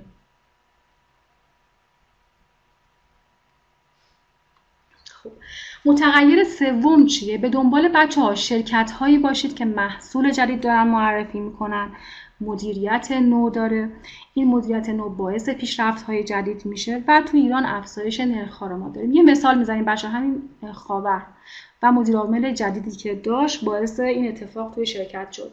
یعنی که بچه‌ها مثلا داروسازی فارابی، نماد دفارا، اگر شما تشریف ببرید صورت‌های مالیش، گزارش‌های تفصیلیش رو بخونید، رو گزارش‌های تفصیلی که سال 99 این شرکت می‌نوشت، داخل گزارش تفصیلیاش توی 2-3 تا گزارش تاکید کرده بود که من دارم یک خط تولید توی شرکت راه اندازی می‌کنم، خط تولید داروهای هازارد. خب حالا بعد شما باید بیاید حساب کتاب بکنید ببینید حالا این شرکت بابت این کارش حتما باید افزایش سرمایه بده، وقتی که افزایش سرمایه بده چه مقدار میتونه تولید اضافه، حالا فروش اضافه بکنه به مجموعش با اون تولید داروهای هازارد و بعد به این نتیجه برسید. اما منتها تا زمانی که حالا این شرکت که داره اطلاع میده توی گزارش‌های تفسیریش میگه من یه خط تولید جدید دارم، این به این منظور نیست که شما مثلا سال 99 پاشید برید فارابی رو 12000 تومان بخرید، چون سال 99 تقریبا اون سالی که بازار ریخت، مثلا فکر می‌کنم حالا همون برج 5ش بود، فارابی به 12000 تومان رسیده بود، همون ماهی بود، همون فصلی بود که بازار داشت میریخت و تو گزارش‌های تفسیری شرکت داشت مرتباً تاکید میشد که ما میخوایم این کار رو انجام بدیم. خب شرکت کار خودش رو داره انجام میده، داره اطلاع رسانی میکنه، اما وظیفه من و شماست که حالا این قواعد بازار رو رعایت بکنیم، بدونیم تا زمانی که من نرخ رشد رو به چشم خودم ندیدم به هیچ عنوان به سراغ این شرکت نرم، بخرم بندازم کنار بگم خب این یه روزی رشد میکنه. نه دیگه 12 تومن شد، چقدر شد؟ 1000 تومن. البته افزایش سرمایه داد، اما خب با افزایش سرمایه شد 1000 تومن. پس به موقع بعد وارد سهمتون بشید. اینم مورد سومی بود که بر خدمتتون توضیح میدادم. حالا بچه‌ها اگر مایل هستید بریم روی اکسل فارابی هم با هم دیگه مرور کنیم. اگر مایل نیستید که نبرم جلو. اگر فکر میکنید لازمه اکسل فارابی هم بررسی بکنیم.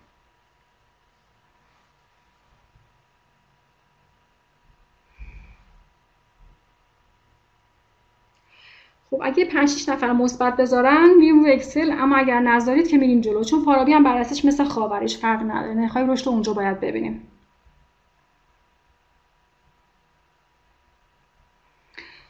خب پس من اکسل فارابی هم باز میکنم، سریع با هم دیگه نرخ‌های رشد فارابی رو میبینیم.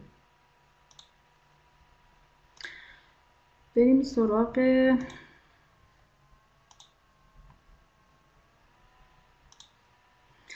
داروسازی فارابی. خب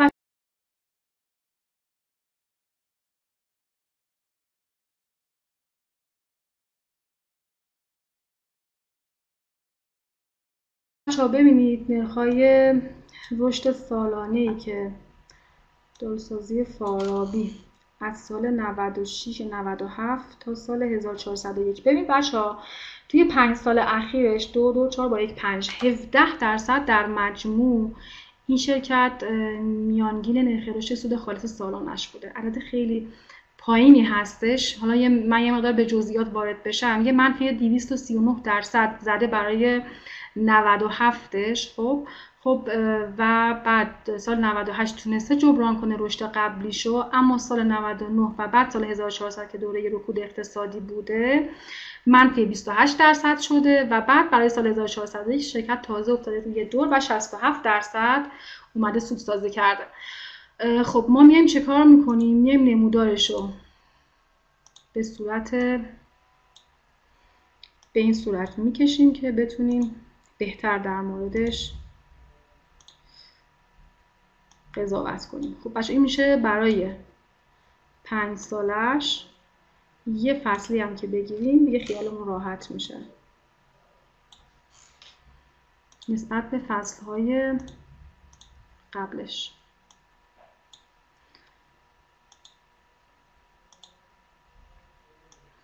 خب ببین بچه ها، سود خالص فصلیش درسته یه روند منفی داره از سال 97 که من دارم نگاه میکنم، اما منتها تو روش کانسلینگ ما گفته بودیم که شرکت حداقل برای 2-3 فصل اخیر نسبت به فصلهای مشابه سال گذشتهش یه رشد چشمگیری داشته باشه. حالا ما البته فارابی از 1050 تومن تا خود همین امروز که 3100 تومن 200 تومن بوده خیلی خوب اومده بالا. زمانی شروع کرده بالا اومدن که حالا بیشتر سهم‌ها اصلا توی رکود خودشون بودن، یعنی اون زمان که نرخ‌های رشد روی سامانه کدال دیده شد شروع کردن خرید این سهم و این سهم به سمت حالا بالا اومد قیمتش. اما منتها این 2-3 فصل خصوصا این 2 فصل آخرش نرخ رشد بالایی شما دارید چیه می‌بینید. ببین 823% برای 9 ماهش بوده، برای 6 ماهش 378% بوده، اما برای 12 ماه منفی 16% من حساب کردم. حالا ممکنه یه مقداری این چی بشه، یه مقداری حالا کمتر مثلا بشه مثبت 9%، اما منتها خیلی اوکی نیست. تو فصل بعد باید اینو جبرانش بکنه. تو فصل بعد و فصل بعدش باید بتونه چه کار بکنه؟ این نرخ منفی رو جبران بکنه. شما باید برید دیگه اون موقع تحلیل کنید ببینید آیا این شرکت میتونه این اتفاق توش بیفته یا نه با توجه به این خط تولید جدیدی که زده. اما چیزی که من دارم ببینم روی این شرکت این هستش فارابی، یه نرخ رشد مثبت و پایدار روی 5 سالش در 2 فصل اخیرش یه نرخ رشد خیلی خوبی رو تجربه کرده. فاکتورهای بعدیش هم باید چه کار کنیم؟ ما بیایم بررسی بکنیم. این شد برای داروسازی فارابی. پس من 3 تا مثال متفاوت زدم. یکی از یه شرکت کاملا رشدی مثل خاور، یکی از شرکتی که داره نرخ‌های رشد منفی رو تجربه می‌کنه، یا یه شرکتی که حالا تقریبا این 2-3 فصل اخیرش نرخ رشد خوبی رو تونسته تجربه بکنه. بریم سراغ ادامه بحثمون.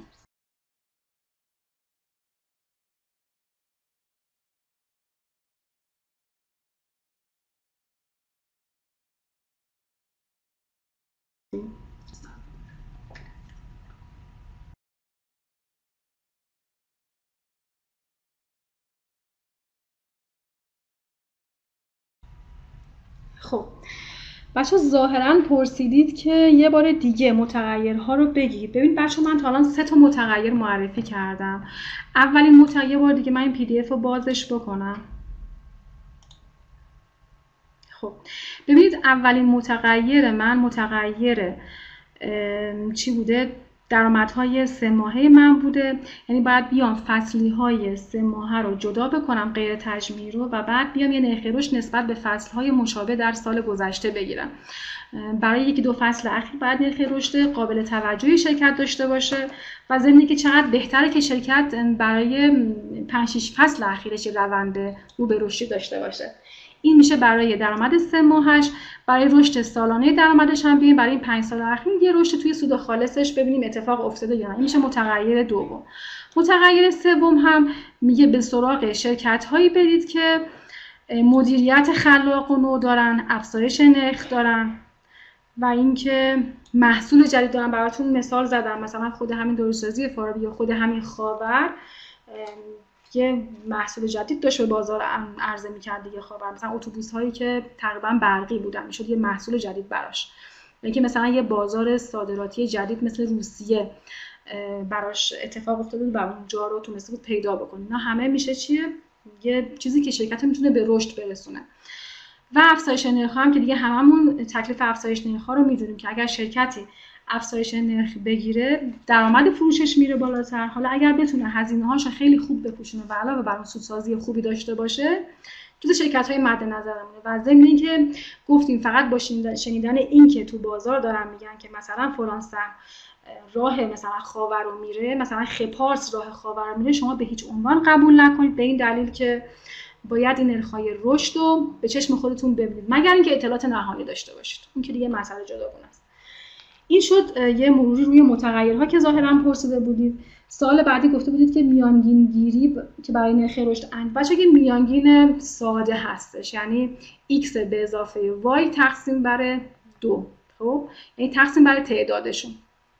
فرض کنن اگر من 5 تا سال داشته باشم، 5 تا نرخ رشد داشته باشم، 5 تا رو با هم جمع میکنم، تقسیم بر 5 میکنم. یه میانگین گیری خیلی ساده هستش.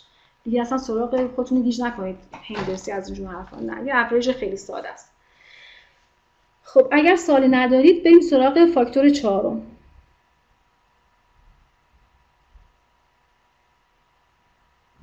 چی پرسیدین؟ گفتین که فصلی ها رو با مشابه سال قبل. بله دقیقاً آقای، اگر درست بخونم آقای نصرآبادی، بله مثلا سال 1401 اگر فصل اول دیگه دیگه آخرین فصل ما فصل اول باشه، خب این فصل اول 1401 رو با فصل اول 1400 مقایسه میکنم، نرخ رشد میگیرم.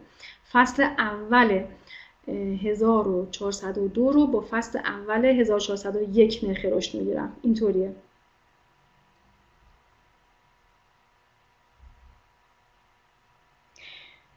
یه بار دیگه رسم نموداره که منظورتونه که یه بار دیگه رسم نمودار رو براتون بذارم؟ باشه چشم. من این فاکتور 4، 5 و 6 هم بگم، بعد دوباره یه دور برمیگردم روی اکسل چون دو تا نماد رو بررسی کنم، مثلا نماد قسط رو با هم دیگه ببینیم نرخ‌های رشدشو. ببینید فاکتور 4 چیه؟ عرضه و تقاضا. ببینید قانون عرضه و تقاضا تقریبا از تمام نظریات تحلیلی موجود در بورس تهران مهمتره و تقریبا تعیین کننده همه چیز در زندگی روزمره میشه. هر وقت تقاضا یه چیزی بره بالا قیمتش میره بالا، هر وقت عرضش بره بالا قیمتش میاد پایین. یه قانون اقتصادی خیلی ساده و راحت میشه قانون عرضه و تقاضا که روی سهام هم داریم.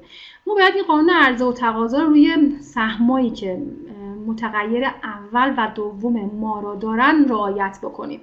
خب مثلا فرض کنید 4-5 تا نماد من دارم. خب این 4-5 تا نماد همشون نرخ‌های رشد خوبی رو توی متغیرهای اول و دوم کانسلینگ دارن و حالا اون متغیر سوم هم مثلا فرض کنید دارن. میام روی قانون 4، توی قانون یا متغیر 4 میگه باید یه سری موارد توی عرضه و تقاضا رعایت بشه. بچه‌ها قبل از اینکه من بیام عرضه و تقاضا رو براتون توضیح بدم، باید اول روی نمودار یه سهم، حالا یه شاخص کل مثلا بریم یه چیزایی اونجا توضیح بدم، بعد برگردم اینجا. اگر یه چند لحظه اجازه من دوباره سویچ کنم روی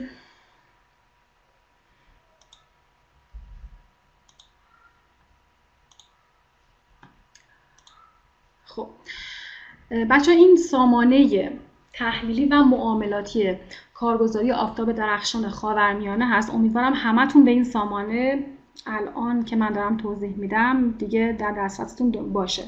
یه سامانه آفتاب تریدر ما داریم که اونجا حالا به هر حال سامانه معاملاتیمون هست و یه مقدارم تحلیل، اما سامانه نیروانا سامانه جدید ما هستش، هم تو بخش تحلیل هم تو بخش معاملات. خب خیلی خوب طراحی شده.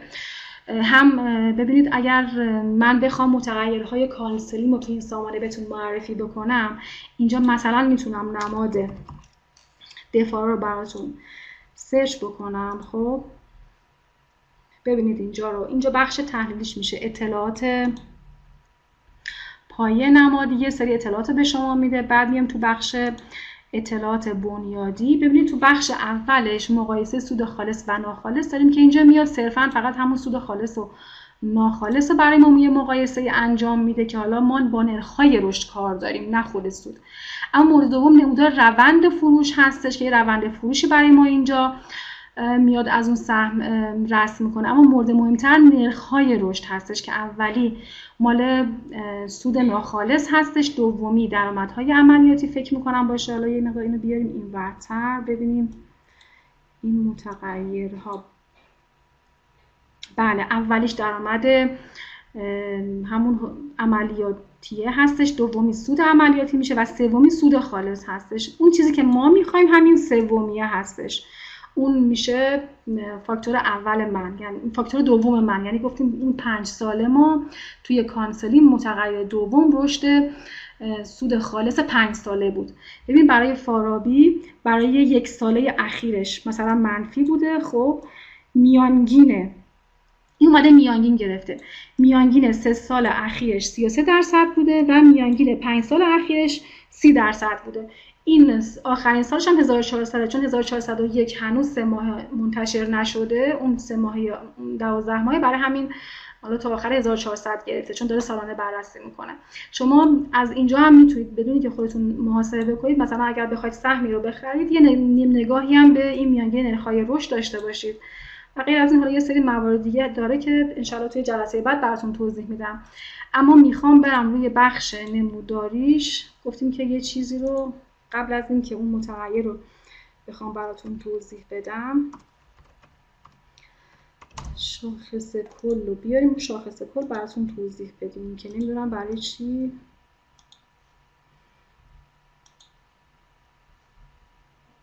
خب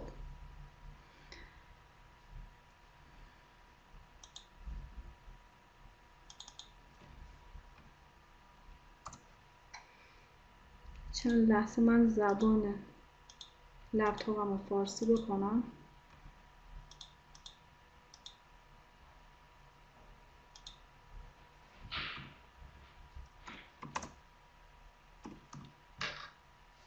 خب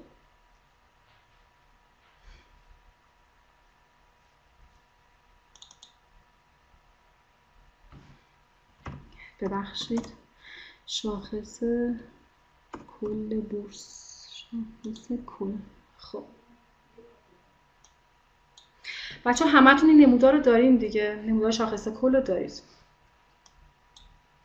ببینید بچه ها بازاری که اصلا کلا ببینیم بازار از کجا چرخیده، از این نقطه بازار ما شروع کرده به چرخش و روی رشد خودش افتاده. اگر حالا ما بخوام یه موج شماری خیلی ساده توی حالا چیزی که تو الیوت 5 موج 3 موج داریم داشته باشیم، ببینید بچه‌ها این میشه موج اول، اصلاح، موج دوم، موج اول، موج دوم، موج سوم. الان ما توی موج سوم صعودی هستیم. خب منظور من این هستش که ببینید همیشه تو بازارهای رشدی کلا کانسلینگ منظورش از اینجاست. یعنی وقتی که بازار از اینجا شروع میکنه تو موج اول شما باید چه کار بکنید، تو موج دوم چه کار بکنید که اصلاحیه، حالا تو موج سوم که معمولا بلندترین موج و طولانی‌ترین موج میشه یا حداقل از موج 1 یا 5 میتونه بلندتر باشه یا از هر جفتش، چطوری باید شما عمل کنید و چطوری باید سهم انتخاب بکنید. این شکلی انتخابتون باید به این صورت باشه، به روش کانسلینگ باشه.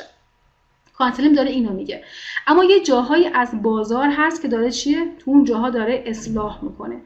تو این اصلاح‌ها باید حواسمون به یه سری عرضه و تقاضاها باشه، یا تو این اصلاح‌ها باید حواسمون به یه سری سهام که پیشگام بازار هستن و تو اصلاح‌ها حداقل به اندازه شاخص کل یا حتی کمتر از شاخص کل دارن اصلاح میکنن و بعد زمانی که شاخص داره برمیگرده خیلی سریعتر از بقیه سهام قیمتشون برمیگرده، اونا میشن پیشگام‌های بازار. تو کانسلینگ میگه باید شما سراغ اون سهام‌ها برید. پس بنابراین اینو فقط نشون دادم که حالا اینو گفته باشم که کانسلینگ مال این دوره هستش و وقتی که مثلا میخوام در مورد عرضه و تقاضا یا اصلاح بازار صحبت کنم، منظورم این موجای اصلاحی هستش یا این موجای صعودی هستش. خب برگردیم به پی دی اف هم چند لحظه اجازه بدید.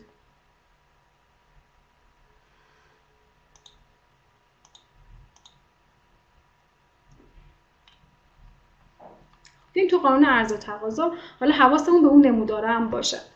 ببینید اگر ما فرض کنیم 3-4 تا شرکت انتخاب کردیم تو روش کانسلینگ که این 3-4 تا شرکت اون متغیرهای اول، دوم و سوم ما را داره، حالا بین این 3-4 تا شرکت با در نظر گرفتن شرایط یکسان اون متغیرهای قبلی شرکتی رو باید انتخاب بکنید که سرمایه کمتری داره، چون شرکت هایی که سرمایه‌شون خیلی بالاتر هستش و خیلی زیاد هست اینها قیمتشون خیلی سخت میره بالا، یعنی بسیار تا بسیار باید اینها خرید بشن تا بالاخره بتونن به صف خرید برسن. مثل نماد 60.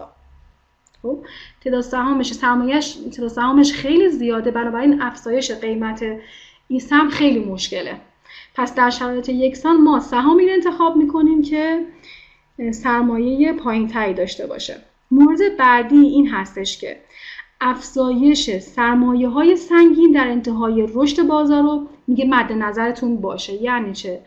ببینید انتهای رشد بازار، مثلا فرض کنید موج 3، این موج طولانی مدت الان تموم میشه. معمولا شرکت‌ها در انتهای موج‌های سنگین، موج‌های طولانی صعودی، چون قیمت‌هاشون خیلی میره بالا، یکی از دلایلی که بخوان افزایش سرمایه بدن این هستش که باید قیمت سهم تعدیل بشه، قیمت رو بیارن پایین. بنابراین در انتهای رشد ها شما خیلی مثلا نشونه میبینید که این شرکت ها دارن مرتب پشت سر هم اطلاعیه افزایش سرمایه روی سامانه کدال چیه میزنن. داره میگه حواستون باشه افزایش سرمایه هایی که سنگین هست و ما در انتهای رشد بازار هستیم، افزایش سرمایه مثلا 150%، تو اینا شرکت نکنید. قبل از افزایش سرمایه سهامتون رو بفروشید، چرا که بعد از افزایش سرمایه بازار به چرخه رکود خودش میخوره. خب و غیر از این، مثلا فرض کنید اگر این شرکت ها حقوقی های صندوقی داشته باشن، این صندوق ها چون تعداد سهامشون خیلی زیاد میشه و معمولا تمایل ندارن که از یه نمادی تعداد سهام بالا داشته باشن، بعد از افزایش سرمایه شروع میکنن به تعدیل تعداد سهامشون و اونو میفروشن. وقتی که عرضه بره بالا قیمت سهم میاد پایین و چرخه رکودی بازار هم هستیم، ما گفتیم انتهای رشد دیگه، بنابراین شما ضرر میکنید. پس قانون عرضه و تقاضا این نکته رو به ما یادآوری میکنه.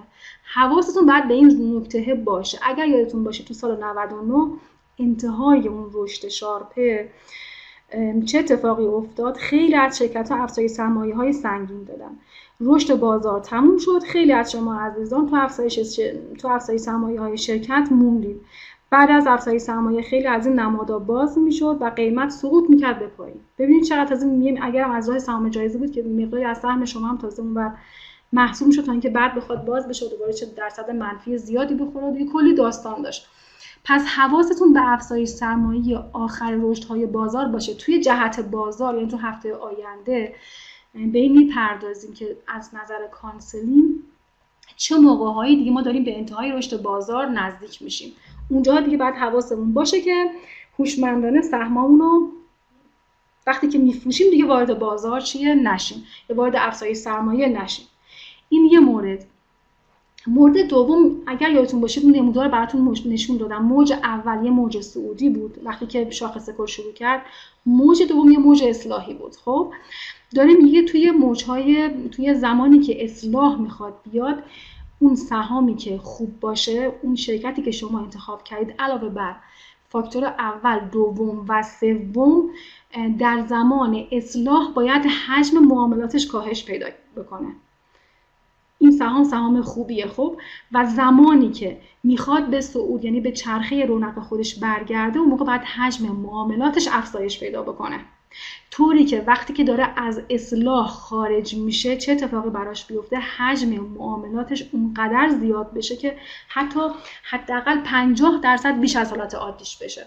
اونجا دیگه داره میگه تقریبا پایان اصلاح این سهمه.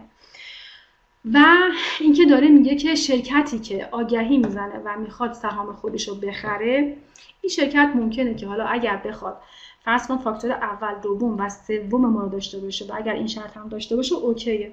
به خاطر اینکه اگر حالا تو ایران خیلی این قانون اوکی نیست و خیلی کامل اجرا نمیشه، اما مثلا حالا فرض کنید شتران یه اطلاعی زده یه چند ماهی که من دارم سهام خودم رو میخرم و اگر این کارو بکنه تعداد سهامش کاهش پیدا میکنه و بعد EPSش میره بالا. از اونورم اگر EPS ساز باشه، سودساز باشه که خب خیلی اوکیه، هم تعداد سهامش داره کم میشه، هم داره از اون ور سودسازی میکنه براش، به این منظوری که به این نمادو بخرید، اما فقط به عنوان یه مثال خدمتتون عرض کردم. یعنی میخوام بگم حواستون به این چیزها هم باشه.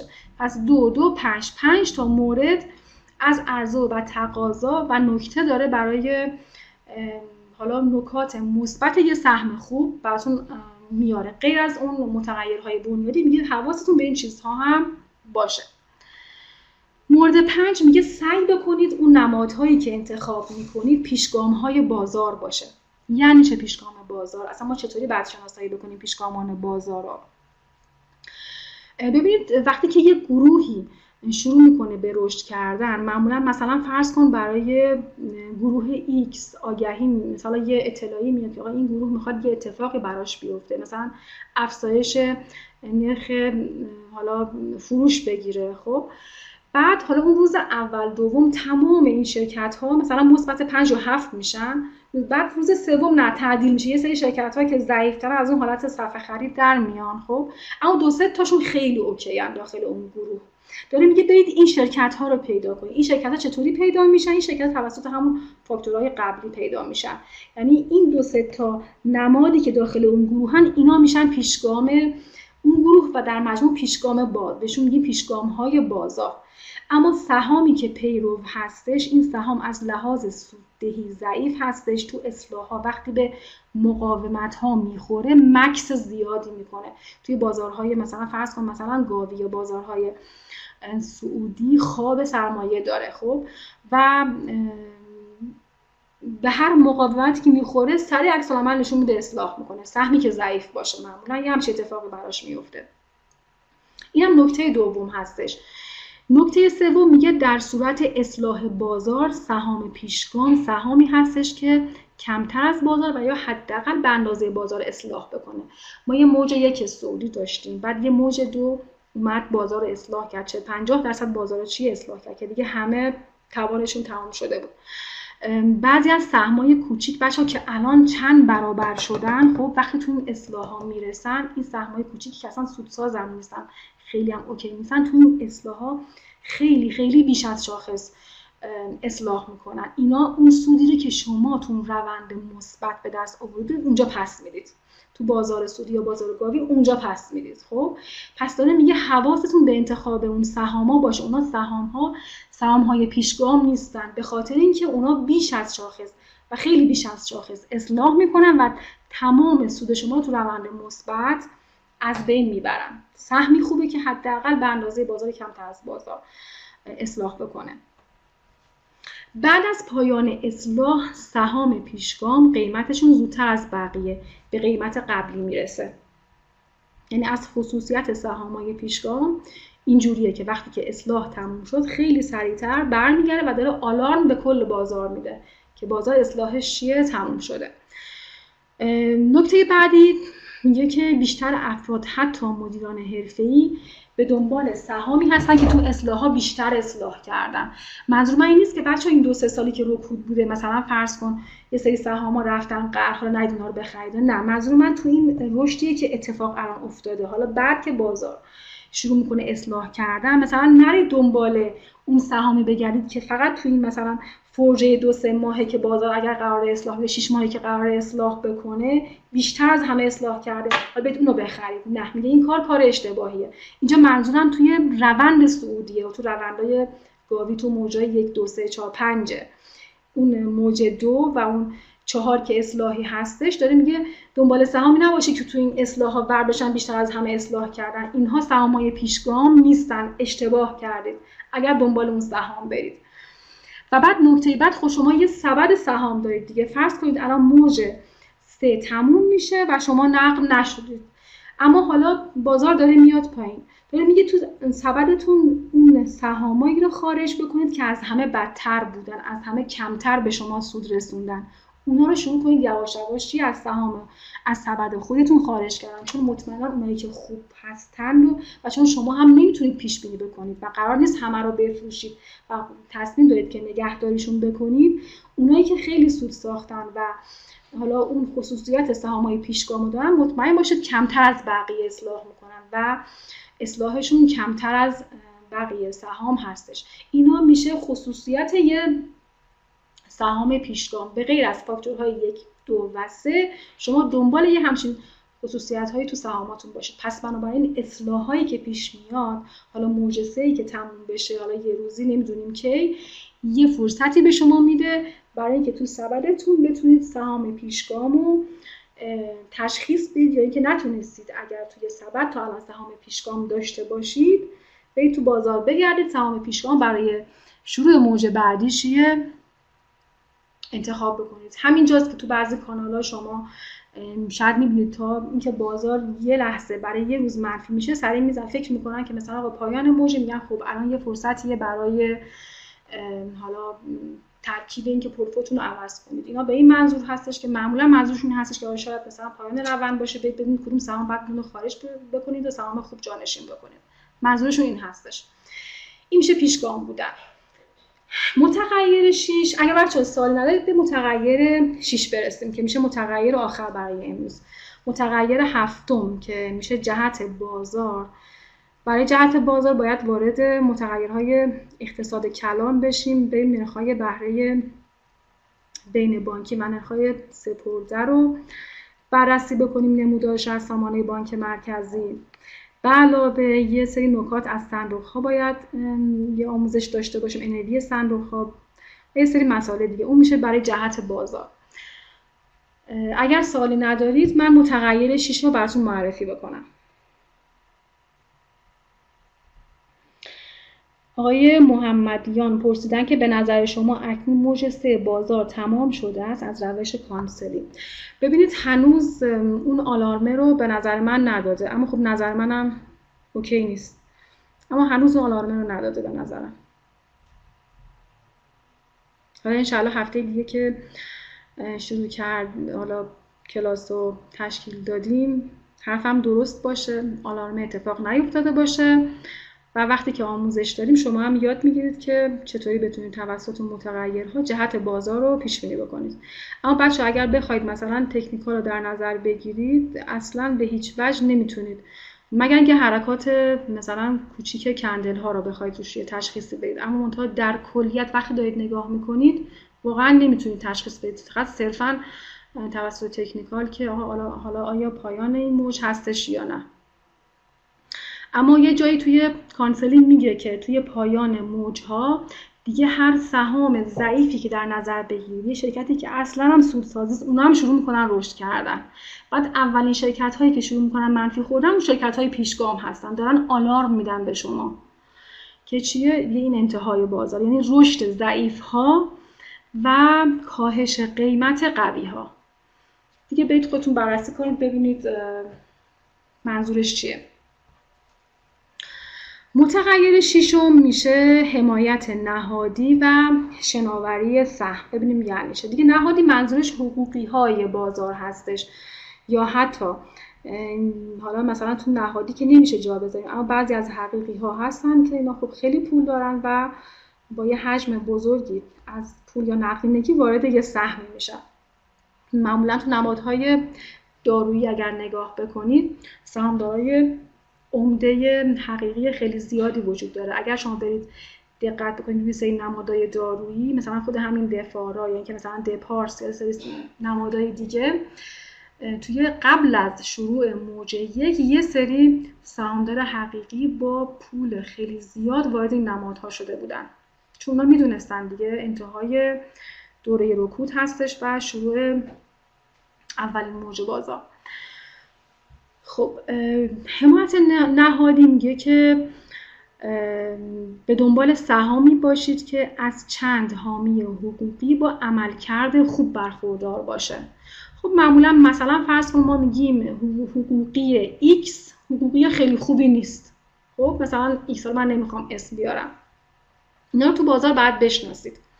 این یه مورد. بعضی موقع یه سری شرکت ها هستن با توجه به تعداد سهامشون نهادی خیلی زیادی دارن، یعنی نسبت تعداد سهام یا سرمایه به تعداد اون حامیان نهادی یا حقوقی خیلی زیاده. اما خب زمانی که یه شرکتی به مشکل بر بخوره، خب این حقوقی ها یا این نهادی ها با هم دیگه اصلا هیچ اتحادی ندارن و شروع میکنن فروش سهم اون شرکت و افزایش عرضه اون شرکت و بعد اون شرکت قیمتش خب میاد پایین. پس بنابراین سراغ شرکتی نرید که پر از حامی حقوقی و سهامدار عمده هستش. باید به نسبت حالا باشه تعداد این سهامدارای عمده و باید خریدهای اخیر حقوقی ها رو بررسی بکنید. ببین تو این 2-3 ماه اخیر چه خریدهای هوشمندانه انجام دادن، شما هوشمندانه ها رو از نادرست ها جدا بکنید. دلیل نمیشه که اینا حقوقی هستن حتما کارشون درسته. خیلی از نمادها هستن حقوقی هاشون خیلی بد عمل میکنن، اصلا اشتباه دارن خرید و فروش میکنن.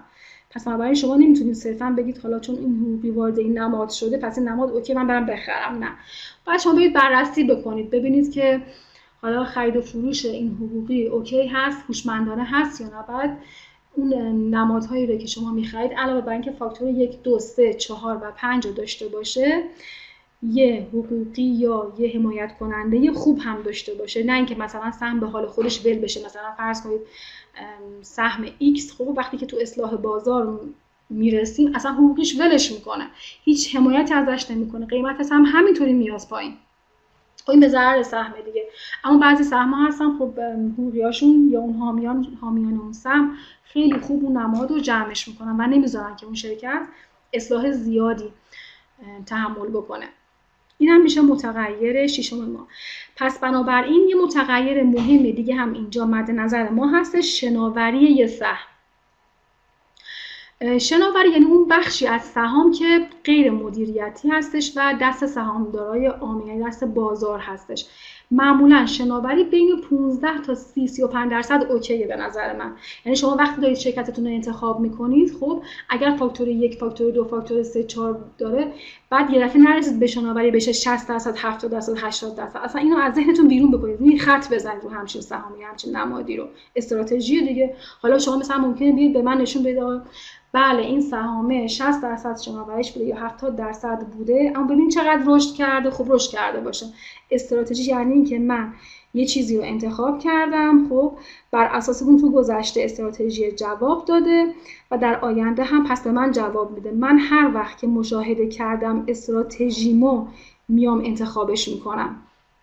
قرار نیست که من این استراتژی رو تحمیل بکنم به همه جا.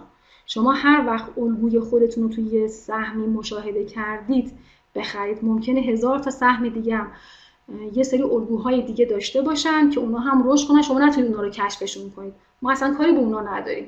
استراتژی یعنی این، به این معنی نیست که مثلا شما بتونید همه خوبا رو با اون استراتژیتون تشخیص بدید. به این معنی هستش که شما بتونید حداقل یه چند تا سهم خوب پیدا بکنید، تو ترکیب معاملاتتون به یه سود معقول و مناسبی برسید.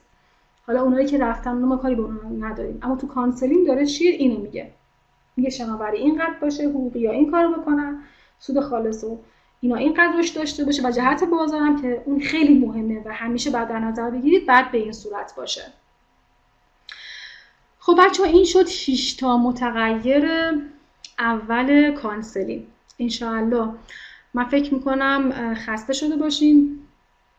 من دیگه کلاس ادامه نمیدم، سعی میکنم که اون سوالاتی که شما داشتین پاسخ بدم و انشالله کلاس میره برای هفته آینده چهارشنبه از ساعت 4 تا ساعت 6. یه موردی که خیلی مهمه، حتما برید همین الان از لینک باشگاه کارگزاری که خانم ادیب براتون الان میذارم، اگر تمایل دارید تو جلسه بعد شرکت بکنید توی باشگاه ثبت نام بکنید که هم بتونید به رسم یادبودی گواهی از این کلاس داشته باشید و هم که تو جلسه دوم کلاس شرکت بکنید. ضمن اینکه گروه آموزشی که بچه‌ها ما داریم کاملا پاسخگوی شما توی این روش هستیم، چون این روش رو داریم اینجا آموزش میدیم. یه تاپیکی داریم به نام کانسلینگ، تو اون تاپیک شما میتونید تشریف بیارید تمام سوالاتتون رو تو اون تاپیک چیه داشته باشید. ضمن اینکه اگر تمرینی دوست دارید حل بکنید و یه شرکتی انتخاب بکنید ما پاسختون رو میدیم، اون شرکت رو انتخاب بکنید، به همین صورت متغیر 1 متغیر 2 3 4 5 رو بررسی بکنید و 6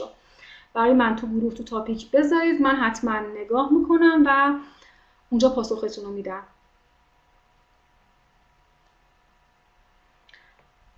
اگر سوالی دارید بفرمایید.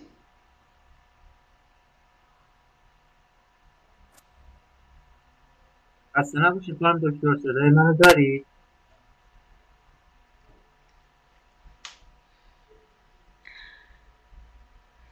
خانم دکتر صدای بنده رو دارید؟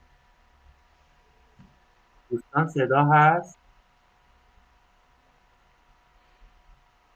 ممنون میشم بچه ها فینگلیش تایپ بکنید که من بتونم بخونم. ظاهرا خانم دکتر بله صدای بنده صدایی رو که هست، اما ندارن. منتها خدمتتون عرض کردم کلاسمون دیگه مباحثش برای این جلسه تموم شد، چون بیشتر از این خسته میشه. اما اگر سوالی دارید بفرمایید، من پاسخگو هستم.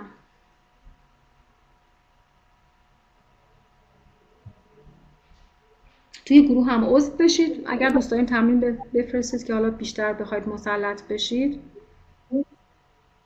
پس من خیلی خلاصه به من دوستان کلاس میگم از اگر حالت در رکورد باشگاه در بیارم.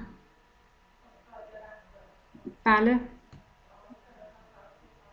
آها بله بله. من صدای آقای فراست عزیز رو ندارم ظاهرا. بله بله، من صدای شما هست ولی نمیدونم چرا شما صدای بنده رو ندارید.